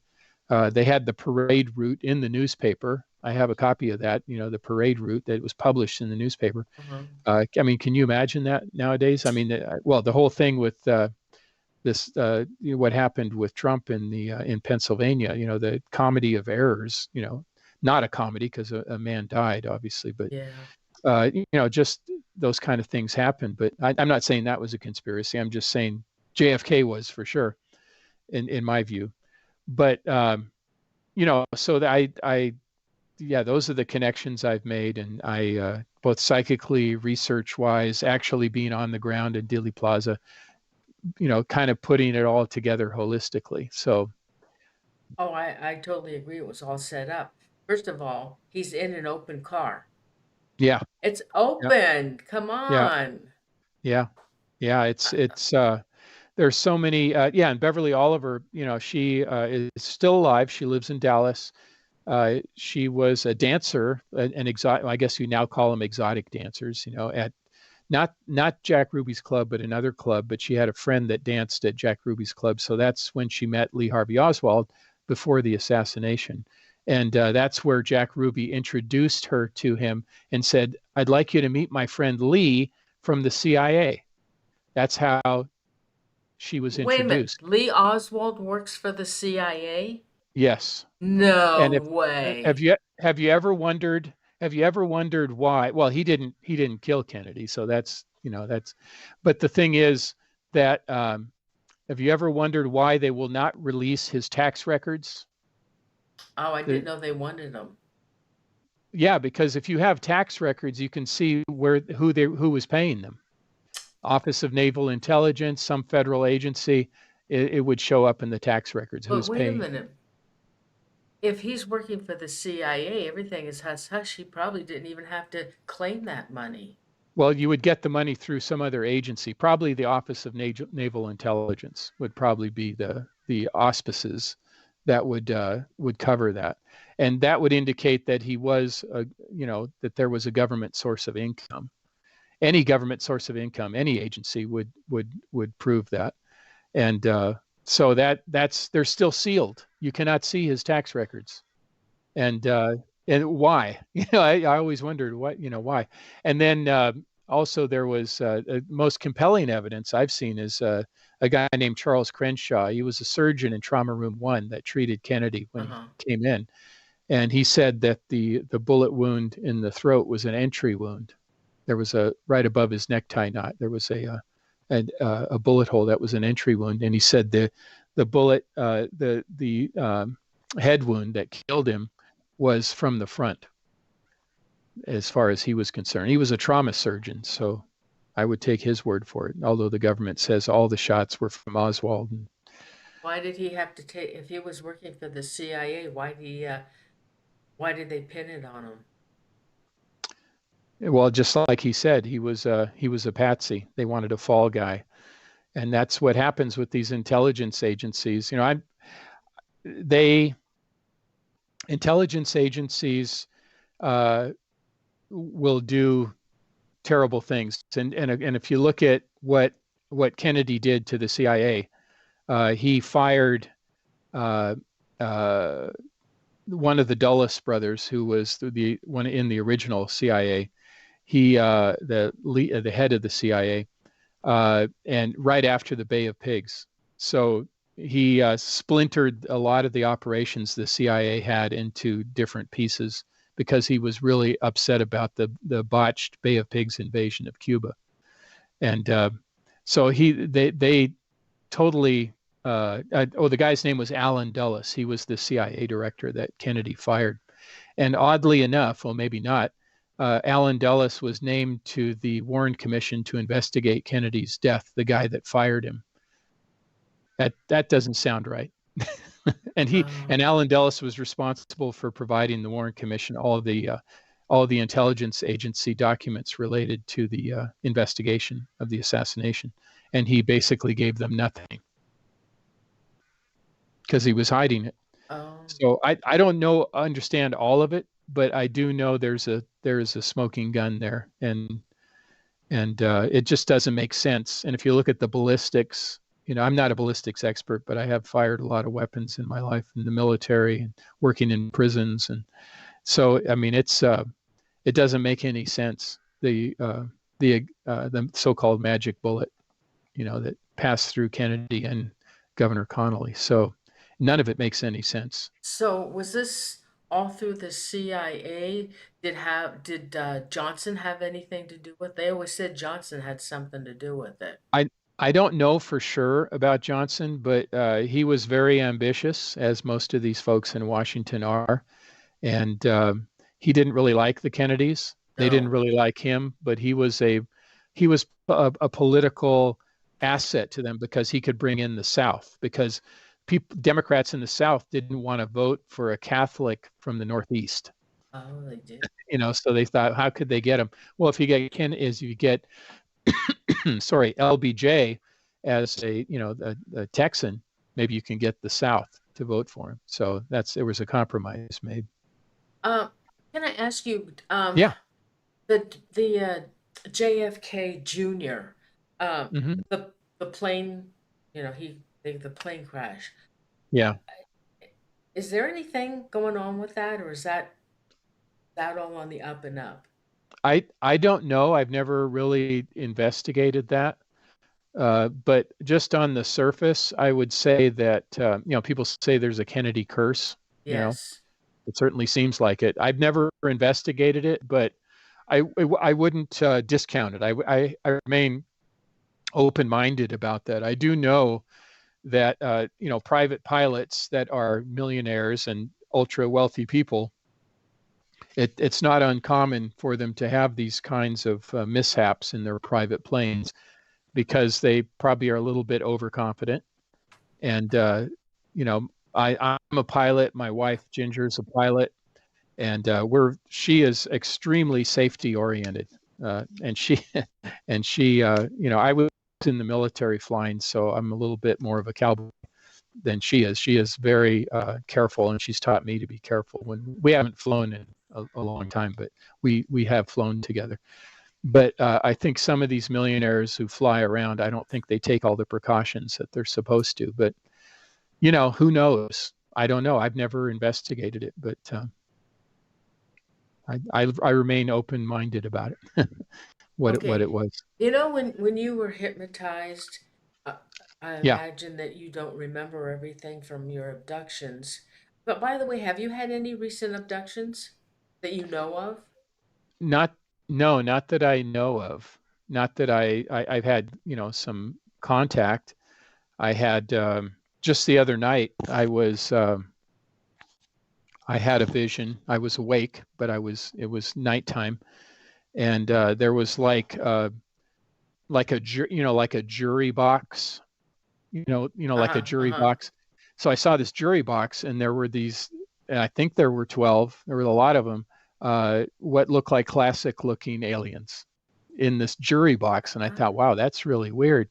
And I thought, are they judging me? Are they, am I on trial here? What's going on? And That was the night before a miraculous thing happened, and I'm not going to go into the details of the miraculous thing, but a miraculous thing happened. I mean, like incredible good fortune the next day. Really? And I asked Anzar after that Uh, happened because it was so unbelievable what happened. Something I'd been working on for 6 years, and it just all of a sudden happened, and oh, beyond what I thought was going to happen. oh my So God, that's I asked awesome. Anzar. I said, "What's going on? What was that jury about?" And he said they were approving of what was going on, and they were in judgment in a way, saying, "Okay, it's a big responsibility. What you've learned from this is that if you work hard and you use your gifts that you have to make things happen, realize it's possible, and it's happened before, and it's happened definitely in this case. It was some people would say the hand of God. I would accept that as well. It was that miraculous. But they said you have this ability. Just remember that it's a great responsibility as well. So this is not something that's willy nilly. That you have the ability to make things happen, but you should be very, very careful and judicious with this. Um, so I try not to, like think about or wanting like greedy things to happen, or anything like that, or bring harm to anybody. I don't do that either because I don't want to be responsible for that. But that is possible too. You can use these abilities for negative, bad things, and we talked about that earlier. How that can happen, and the thing is, it can go either way. And it kind of reminds me of the Star Wars universe where they talk about the Force. There's the dark side of Uh-huh. the Force, Uh-huh. and it's very alluring because it's like a shortcut. You can make things happen shortcut right away if you go this path, but it's the dark path. Or you can go the path of light, and it'll take a long time and you'll have to work very hard, but miraculous things can happen uh, if you're deserving of it, but it takes a lot longer. And a lot of people say, I don't want to wait that long. I want it right now, so then Uh-huh. they accept that path. And you know, that's where you get into trouble. Well, a friend of mine um, years ago said, and this is what he believes, and he said, Noreen, it works. He said, Noreen, look up into the sky and ask the universe what you want. Yeah. And he said, you keep doing that, and it will happen. Yeah. I attest to that. It does. It might not happen on your timetable. It might not happen right away. It might not happen exactly the way you think it will or want it to, but it will happen. Something will happen along those lines. And we do have those abilities, and there's different ways to. It's basically what my friend and a scientist friend of mine, Dean Radin, who's the chief scientist at IONS, the Institute of Noetic Sciences. He wrote a book called Real Magic, and he said it basically comes down to this: attention and intention. If you can focus your attention enough on something to make it happen, and you have the intention to make it happen, you can make it happen. But you have to be very careful, and you have to be judicious, and you can't use it just wantonly, like just for necessarily personal gain, because you could say, oh, I want to be filthy rich. Yeah. Well, maybe the filthy part will come in, you know so be careful. Yeah, dirty money, right? Oh my God, that's funny. Yeah, so Yeah. be Oh. very careful. All right. So your friend, you have a couple of friends that have passed on that you still communicate with. Yeah. Have you asked them? Have you ever asked them what it's like? Yeah. In fact, that was the first thing I asked Gene when I go back to 2016, when I had that vision with him when he told me it was okay to start publishing my stories. I asked him, that was the first question I asked him. Hey, Gene, uh, what's it like to be dead? That was my first question. It was just of course, a lot of people would probably Yeah. ask that. It's like I was so surprised to see him. Well, not that I haven't seen ghosts or whatever spirits before, but he's a good friend. He was a dear childhood friend of mine, and we had just started working again together. He was an actor, and I write plays, and we were working together on a project, and it was so sad when he went. And anyway, so the I said, "What's it like to be dead?" And he laughed. And spirits do laugh, and they have a good Uh, sense of humor. And he laughed and he said, "Bruce, if I was really dead the way you say it, would we be talking to each other right now?" And I said, "No, I guess you're right, Gene. I'm sorry." uh, And he laughed again. And then I noticed he wasn't wearing shoes. And I said, I noticed you're not wearing shoes." And he said, "I never liked wearing shoes anyway, and now I don't have to." So there. all right. So when you're, do you actually see him, or is it just Sometimes telepathy? I see him, sometimes I hear him. So sometimes both. It depends on the signal strength that I'm Okay. getting. Sometimes I'll get the visual. Same with Anzar. Sometimes I'll see him, sometimes I'll just hear him. It's easier to get the audio. It's kind of like broadband or the narrowing, whatever. It's sometimes the signal strength is really good and you get the audio, you get the video, you get the feelings, you get all that stuff. And other times it's more like listening to an old staticky radio, trying to decipher what's going on. So it depends on the signal strength. Well, I can't tell you, Dr. Bruce, eh, how many people say something different. Nobody says the same thing about life after death. Nobody. I know. One says we're a ball of energy. Well, I certainly don't want to be a ball of energy. Forget about that. I don't Yeah. even want to come back if I'm just a ball of energy. And they say all these different things. So how do they know? It's like you've heard the old story of the I think it was the four blind men who encountered an elephant, right? And, one of them had a hold of the trunk, and they said, "Describe the elephant." Well, the elephant is like a snake, right? Hmm. And one of them grabbed the leg or whatever and said, "Oh, the elephant is like a tree," because like an elephant leg would seem like a tree trunk, right? So it depends on your perspective. Now, from what I understand, we are energy. I mean, but we see ourselves in the form that we're in. But I've increasingly, and I don't know what has happened in the last couple of weeks. Maybe it was the miraculous thing that occurred last week, but the I'm really starting to feel myself above myself. Like, how have you ever heard the NDE or the near death Yes, experiences where they yes, say they leave yes, their body? yes. I can actually now I'm training myself and a little bit more. It's kind of scary, but if I think about it on my meditative walks, I can feel my spirit body above me. It's like I'm a puppet master and I'm moving my body around. I don't know if that makes sense or not, but it's like, wow, that is really freaky. Yeah, why And is that happening? well, because I'm in a meditative walk, so I'm in this Oh, relaxed state.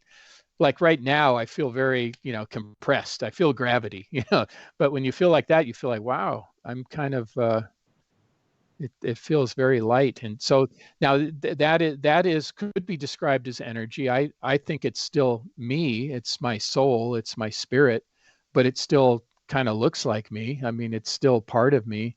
It's just kind of rising up a little bit as I'm walking around, and it's really kind of a cool thing. And that is probably a visualization of what I'm doing to connect with Anzar and these other oh, people. And I'm probably rising above my body because, a lot of people, there, materialist scientists say, "Oh, it's all in the brain. Everything's in the brain." Well, this spirit connection is not in my head; it's above me, and that is what's communicating uh, okay. through me. So Jean says, "How would you be seeing me?" Blah blah blah. Okay, Yeah. so but still, what is it like on the other side? I mean, is he communicating with his family or friends? He is it's not the thing is that a lot of people won't accept it. Like his I don't want to talk about his family. Let's just say it in Uh-huh. general, Noreen. Some people they are not receptive to this for various reasons. Maybe they just want to, they have a very materialist view. Once you're dead, you're gone. That's it. I don't care what you tell me. That's it. Other people are kind of, they don't know. So they're kind of halfway open to it, but it scares them, right? Some people are like totally open to it. So it depends on who they are. And it's very difficult for people in the spirit world, entities, to connect to us unless we meet them halfway. It's some can do it. Some can do it. Obviously, the evil one there in Chicago can Uh-huh. do it, but also I'm psychic, so that I set myself up for that, to get bushwhacked, there, or ambushed. But some people are receptive to it. And Whitley Strieber talks about in A New World, I think is his book. He writes that the uh, the aliens and the spirits, human spirits, which are really just all one star family, can tell who they can communicate with. There's some kind of glow, or some, as they're looking on us, they see who has the ability to connect with them. And if they're going to expend energy to bring their energy down or whatever they do, they want to do it with somebody they're going to connect with. Why do it with somebody who's just going to ignore them? You know, it's like, when you talk to people at a party, you don't want to go talk to somebody that's just going to ignore you. You're wasting your breath, right? So you want to talk to people that will listen, can hear you. And they're kind of the same way. And there are certain people that are receptive to it, either welcoming it or have a natural reception, which I had, which I didn't really cultivate until 2017 or so. And I would just happen randomly and frequently, but you know, so that, I think that's what's going on. And like I said, I don't want Anzar to come and whisper in my ear that I don't, there's so much more, and you think you're a big shot or something. But I'm very humble about this. I only have some of the puzzle pieces. We all have to share them. So when people describe the other side as energy or whatever, I think that's part of it. I think all of us have a part of it, understand part of it. Uh, and I think the longer you explore this, the more experiences you have, the more you understand. And the more you talk to people, the more open you are. I think that all helps. And it's all for a good purpose. We want to have that leap of consciousness so we can make this world, this interface better, because there's a lot of people suffering right now around the world. And I don't, in my older years, I'll put it that way, I'm going to be 66 on Labor Day. Oh, Um, oh, or that, the hey, you and I share the same birthday. or the, the Yes, the day September after 3rd. Labor. Yeah, September September 3rd. 3rd. Yeah. Yes, Oh, happy really? birthday. Yes, September 3rd. Happy birthday. I saw Happy that and go, oh birthday my to you. God, same as me.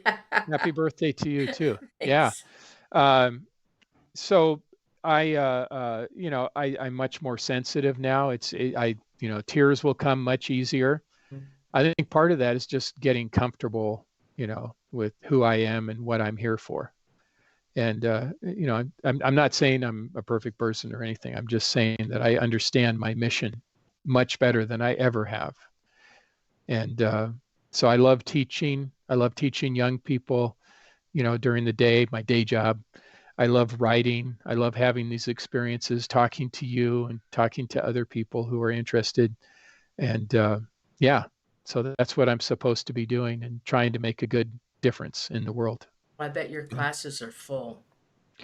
They usually are, yeah. Yeah. And my students I love them, and I think they love me back. And it's really, being a good teacher is really just being curious and wanting to be there, and enjoying what you're doing. That's infectious. When you're around people who are positive and love what they do, and naturally they're going to be good at it, and people are going to like that. They want to share that. So I like to make people very interested in history, because I'm still am after all these years, Oh, 33 years teaching college history, and I oh still love God. it. Oh, So history is fab. Yeah, it is. what, are you writing another book? Have you written another book? Uh, I am in the final stages of a new, what I call an anti-textbook. I got so disappointed with all the what I call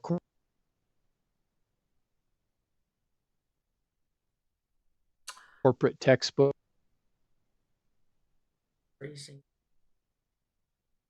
Come on, Nick, come on. We lost you. Okay. Uh-oh. Okay, you came back. Oh, good. Okay. Okay, so go ahead. Yes, my new book is a history book. It's an early American textbook for my early American history classes because I got so tired of the corporate textbooks, and they're so expensive. They're like $80 or something. That's not, I do self-publishing, so I'm self-publishing, and I can bring the cost way down for students, which is good, and I get to write something that I think is good based on all my years of teaching. So that's what I'm working on right now. And in addition to my comic books. Oh gosh, your comic books. Yeah, Um, yeah. are you going to write any more paranormal books? Oh, I'm sure I will. I have a couple of different ideas that I'm running around in my head. I'm teaching the paranormal course. I'm going to develop a new paranormal course at the college. One is kind of more general. I call Paranormal Personal History. And the other one's going to be strictly UAPs. It's going to be UFOs, UAPs. So it's going to focus on that. And the other one's more generalized, includes everything. So I want to have kind of a separate one that does that. Not that they're separate in what happens, it's just their interest level is peaking right now. And I feel like I can get some people interested through UAPs and then migrate them over to to the other course too. So You know, that's the idea. when you were taken and they were do you remember them experimenting on you? All I remember is that what the insectoid doctor told me, that it was special processing, and from what I understand, I've asked Anzar about it, that it was a correction that needed to be made. Now, I think it has something to do with being more receptive, being able to communicate, being able to do what I do. It could have also been a physical thing that they did to extend my life. I don't know. I haven't asked specifically, other than it was this special processing and it was for my betterment. It was for something good to do for me. So, but as far as like the exact procedures, I do remember some kind of implement that was used that kind of looked like, and it's odd, but it kind of looked like one of those old lawn darts, those things they don't make anymore because they're too dangerous. Those, it kind of looked like that. And I don't know what that was for, but it's kind of frightening to think about it. Did It did was you kind of know floating around. a dart? I don't know what a lawn dart looks like. A lawn dart, back in the 60s and 70s, they had these, you would get these, they look like darts, but they're like really big and they have these sharp metal tips. And you had these little plastic circles and you put them in your lawn, and then you'd throw these darts and try to get them to land into your lawn. And because they're sharp tip, metal tip, it would penetrate the surface of your lawn. Well, the problem was that kids were out there goofing around, throwing them, and they were going up and piercing people's heads and Oh, bodies, and so they outlawed them. So yeah, but I had them. okay, so did you happen to remember they probably I guess put you on a like an operating table if they were experimenting on you? It What what looked like that, yeah. what did the room look like? Did it look like real high tech stuff? Well, the only thing I can remember was that I was kind of suspended above this table. It wasn't like, I don't even remember like totally feeling like I was on it. Maybe it was some kind of zero gravity thing going on. I don't know. But the surroundings, I do remember very clearly that it was a round structure, like a large ship, And I do remember a pylon like in the middle. And this pylon, kind of like a centerpiece coming like a column, but it was flared, kind of flared down and then flared again at the bottom. So it was very organic looking. It wasn't like a room full of machinery or something like that. Everything looked very smooth and organic. And then there was these things above the pylon, kind of in the ceiling or whatever, or the whatever it was in the structure inside of this ship, that looked like triangular windows. And I thought I could see stars through them, but it could have been like an art piece, or it could, I don't know if there were actually windows or not. But that's partly what I remember seeing. Do you think because of the abductions that you had that been enhanced with these special gifts? I think that's part of it, and I think that Anzar has told me that that's part of it. There were other parts too. There were, things that had to be corrected. I don't know what exactly they were, but I'm glad whatever it was, because I'm going to be 66, so you know I've made it pretty far, already. So, and I hope to go much longer, but you just never know what's going to happen. But each day is a gift, as so many people say. But it really is true. Um, the Yeah, so I don't really have a lot of specifics about that or the details of it. I would like to explore that more, maybe in another book. Uh, yeah, that maybe that would be worth doing. Do some more. I haven't done a hypnotic regression in a long time. Maybe it's time to revisit that.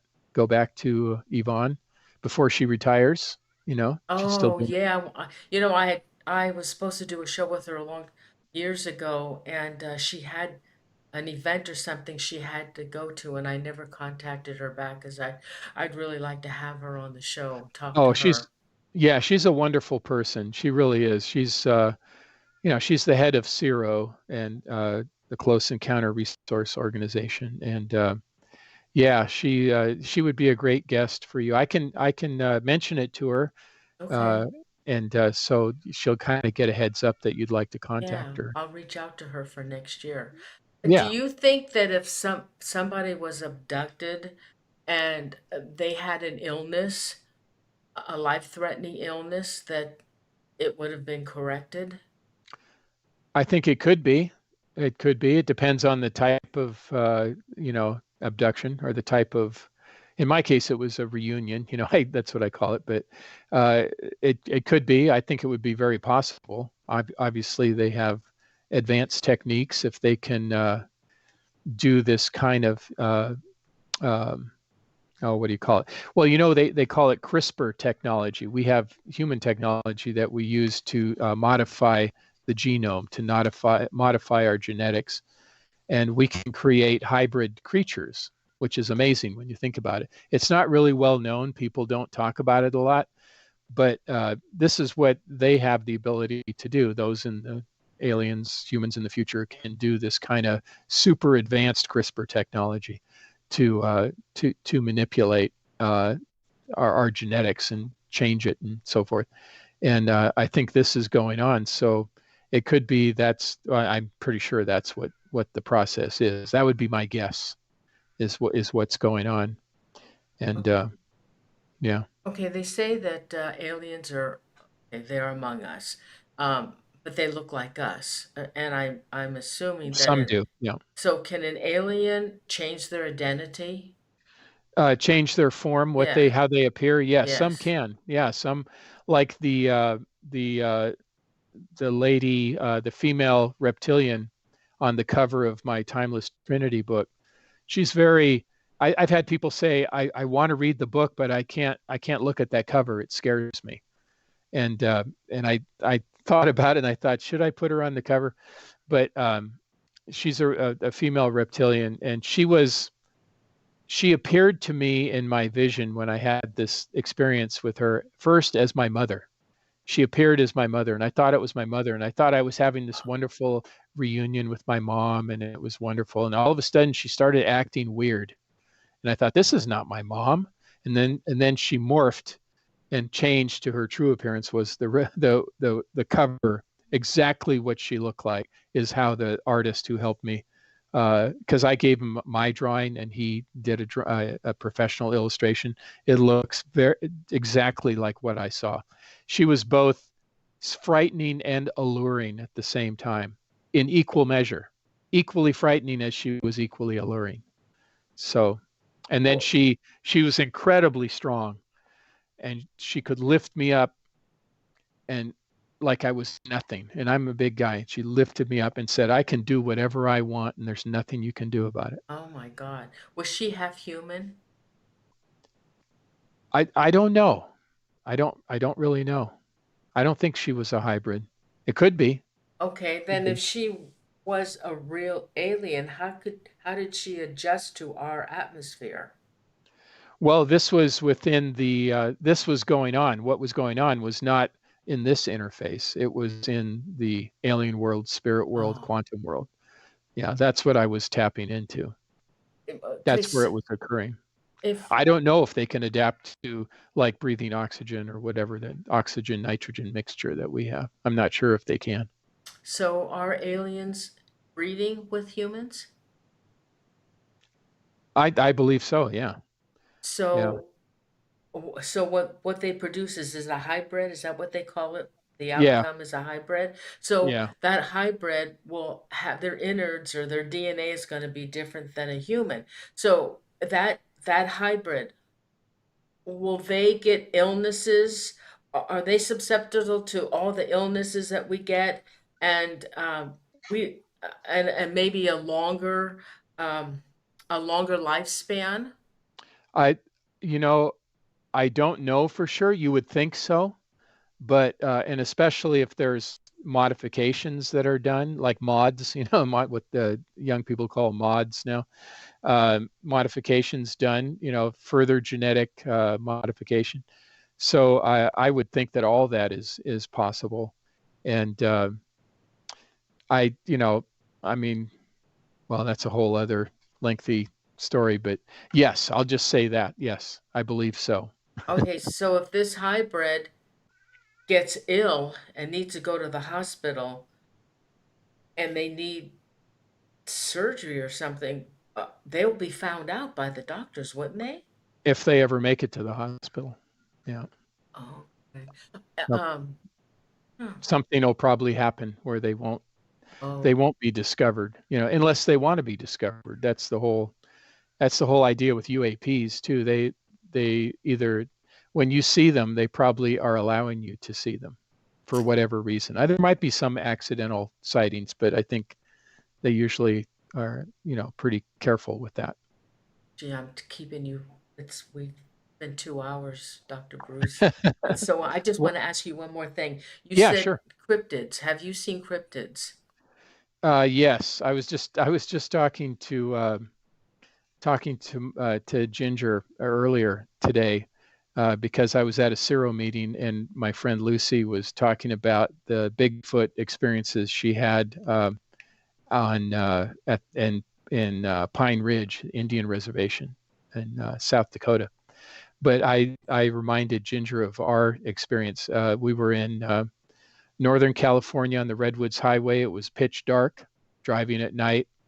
We were about 6 miles away from Oric, California, which is in the Redwoods there. Windy roads through those tall, majestic trees, right? Really spooky, right? So we're driving and going south. And all of a sudden, on the side of the road, there is this giant figure. Oh, And it was yeah, looked like a Bigfoot, was right on the road, like on the asphalt right as I mean, ah, went within probably 6 inches of did not move, just was there, oh, that's weird. 6 inches away from I have a truck, so like the Yeah. mirrors on the side. And Ginger was right there. She was in the passenger seat, Oh, but she was asleep. So I looked at it and I was in shock and I kept driving and I woke up Ginger. I said, Ginger, I just saw it. I think it was Bigfoot. And she goes, No, you didn't see Bigfoot. And I said, I just saw him. I'm going to turn around and I'm going to go back and say, and she said, Don't you dare.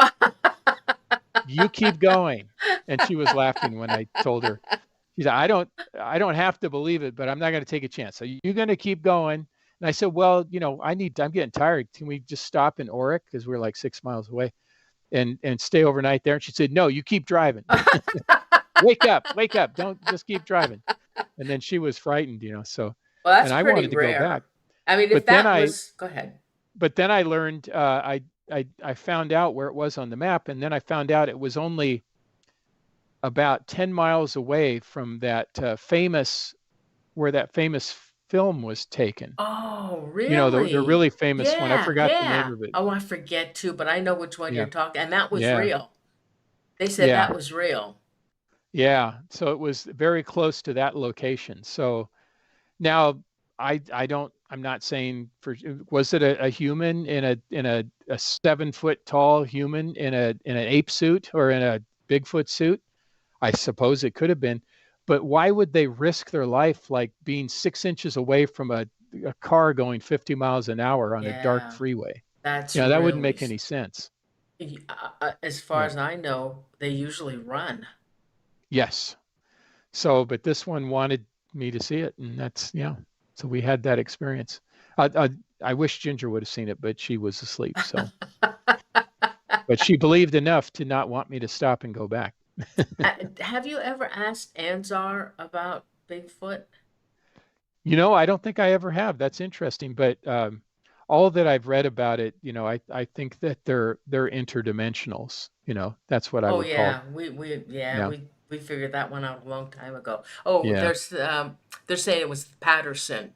The yes, Patterson, yeah. The yeah. Patterson video, yeah, it was very close to that location where I was, which I had no idea. I wasn't going hunting for Bigfoot. We were just driving home on the Redwoods High, and it was, you know, it was getting dark and getting late, so it just totally shocked me, and very cool experience. Oh my Yeah. God. Well, see, we would all love to know because we've asked the question so many times, or I have with guests, that Hmm. there's no remains are ever found.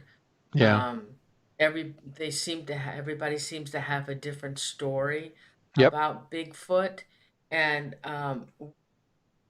they have families, and some people have said they've seen. There was evidence of more than one, maybe like a mother and Hmm. an offspring. And but I mean, there's so many questions about that. Oh, another thing. Oh God, I wish you could do this. I really wish you could do your remote viewing because there are cases that will never be solved. And Hmm. there was this kid that he was 6 years old that disappeared in the Appalachian Mountains, Hmm. and I mean, God, I just wish you could do that because Yeah. there's some cases that we would just love to know what happened.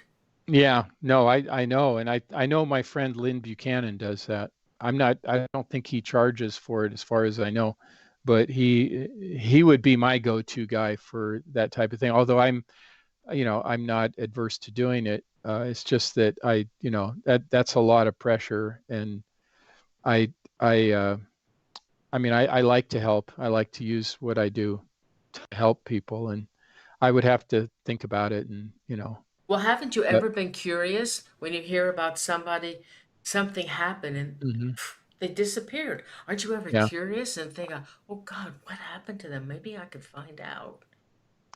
Yeah, I mean, I have that. There is so much that I'm curious about, to tell you the truth. I have to kind of modulate it a little bit. I am so interested in so many different things, and wanting to do so many different things that there aren't enough hours in the day. I You know, know. that's I the know. problem. The I know. paranormal. The Yeah, paranormal. We it's love so the cool. paranormal. It's huge. Yeah, Huge. yes, bigger than we can even I imagine. know. Yeah, Oh God, this has yeah. been so much fun with you. I had a It has ton of, been fun. I had, when you, next time we can do another show Yeah. on UFOs, if you write that other book, I'm going to check your other books out. And Okay. I bought the two of them because I have more questions I want to know about aliens and UFOs. And there's too many here. Well, I've kept you long enough. But next time, my next Yeah, time, sure. And I'm gonna Ginger and I are going to Ohio. We're gonna be staying on Wright-Patterson Air Force Base. That my because my son works there. oh, are you going to So do any Bigfoot hunting? I'm gonna be doing a lot of connecting that I Oh, can, as much as I can get away with while I'm there. oh, do it. Yeah, Yes. Yeah. Oh So my I'd like to come back. gosh. It would be fun to come back sometime, Noreen. Oh, I would But love to yeah. have you. And Yeah.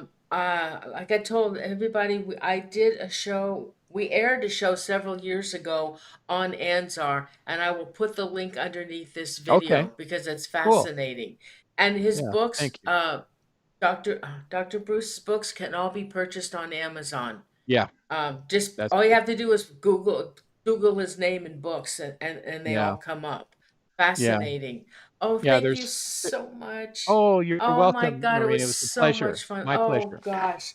Thank you so much. You have a nice trip, and happy birthday to you. And soon I'll have you back, okay? Happy birthday to you too. Thank you so much. Okay. Good Take care. night. Good night. Good night. Sweet. Such a nice man. Let's see. Close it. Um, okay. So, everybody, thanks. Oh, my mods, I'm so sorry you guys came late. I didn't know what happened to you. I was worried about you.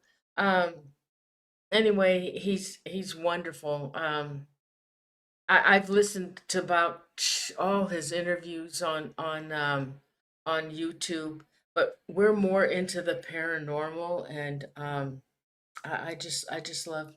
Thank you so much, Dr. Bruce, for coming on the show. I hope you guys enjoyed it, and please, guys, please give a like if you like the show. Please give me a like, and for those who may not be subscribed, if you please subscribe, I'd appreciate it. And let's see. So what do I have? Okay, so this is okay. So all right. So September 12th, Brian Tyrus is coming on the show. He had a Bigfoot encounter, and he's got a great story. And not only that, the Bigfoot chased him. It chased him home. So he's going to tell us his story. And then on the 26th, Dave Spinks is coming back. Dave has a new book coming out, on Point Pleasant. And I think we're going to talk about folklore, legends and folklore of Point Pleasant. And then on the Sunday, the 29th, my friend from the UK, Keith McCloskey, um, Christopher asked about the book, and I meant to email him. Keith has written two new books, and I'm going to have him. The first one we're going to do on airplane disappearances, and one of those cases, there's something about the JFK Junior's airplane crash. He wrote something about that, and I don't know what's going on because I didn't read the book yet.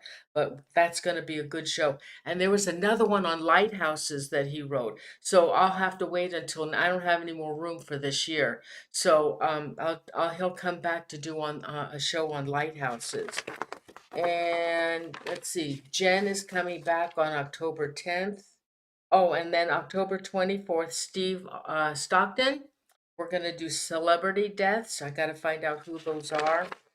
And okay, so in November, I have a friend, Phil Saracusa. I don't know if you guys remember him, but we aired Horsefly Chronicles. It was a fabulous series. It was so much fun. Um, and of course, we something happened, um, and we ended it. We did about 9 or 10 weeks of it, and we had to end it. Anyway, so Phil, I've done like at least four shows with Phil. Um, he's got a story that is the craziest, and I don't know if you remember what his story is. But anyway, we're gonna do two shows because he's got some crazy stuff to tell us. And something happened to him, and I'm hoping he'll tell you what happened. And now, because of what happened to him, he's able to read people. He's able to do psychic readings.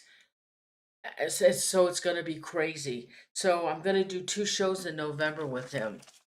And let's see. On December 5th, I have a lady. I found her the other night.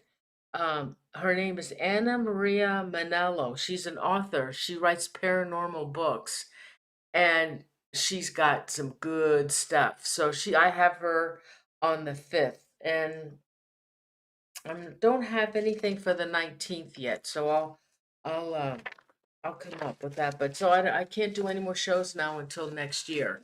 So everybody, thank you again so much for being here. I hope you enjoyed the show because I sure enjoyed talking with Dr. Bruce. And so let me do some shout outs, okay, before I go. Uh, okay, let's see. Okay, let me go back up here.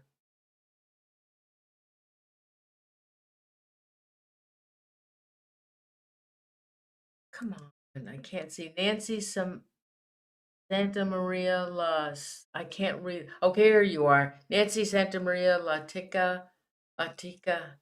Hi. The Phantom, hello. Who's left here? And my mods, Terry and Chippa Terry and Renee, thank you so much for coming. Um, it's okay that you were late. I don't care. We had no problem. I know those that were in the chat room, if anybody was nasty, that they would take care of it. Our viewers, our chat room is really good at that. Glow Angel, you're new. Um, Fran Perez, nice to see you. Oh yeah, they came back. Thank you. They came on. Anybody else? Sheila Pelican, thank you for being here. Tall Cross, my buddy from Scotland. Oh my God, it's so, you poor thing. It's so late for you. Oh my God. Have a good sleep, honey. You're like 8 hours ahead of us. Oh my gosh, it's 8 o'clock now. Poor thing. Thank you so much for being here, Tall Cross. You're always here, always. Susie Farrell. Hey, Susie Farrell joined us tonight. Usually you're working. Charlene Wise, you're new. Karen Piotti, thank you. Beat 3 Airspace, nice to see you. Davy Jones Locker, Sandra,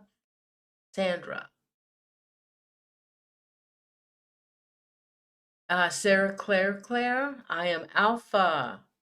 Thank you for being here.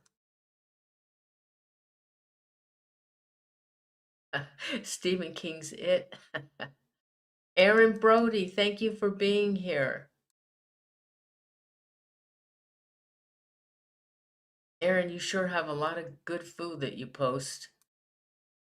Um, Anybody else here still left? Lisa Scarrett, thank you for being here.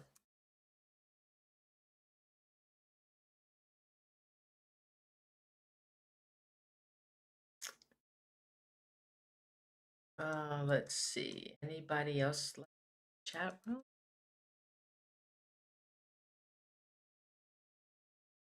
Again, thank you, Chippa, and Renee. Thank you so much for coming. And let's see. Anybody else in the chat room? Anyway, so you know the shows.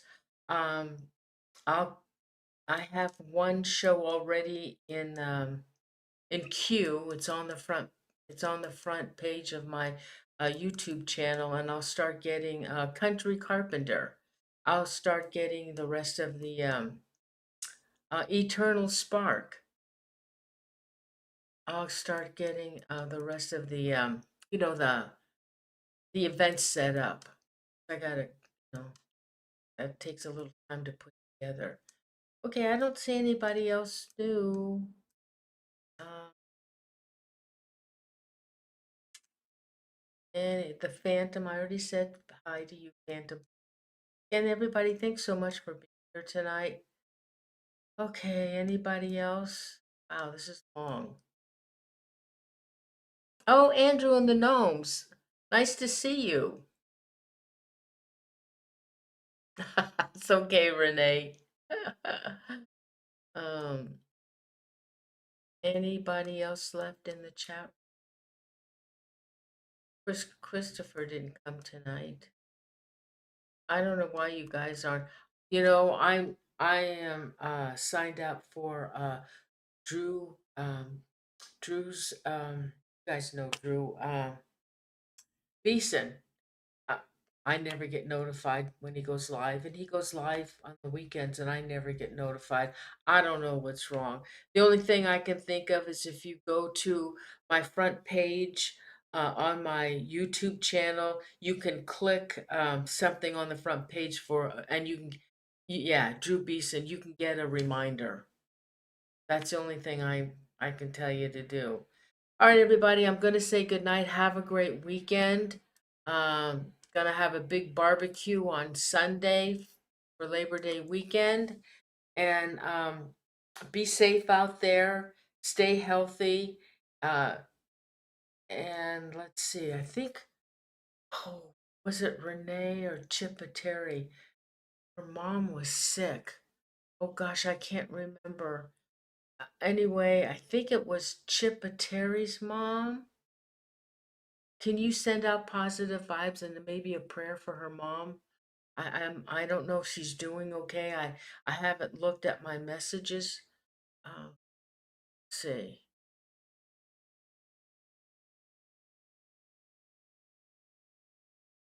Yeah, I think it's Chippeterry. So please send her mom some positive prayers, and I'm hoping she's okay. I'll look at my messages. Everybody, thank you so much. I love you guys. Thank you so much for being here, and I'll see you. Let's see, when is it?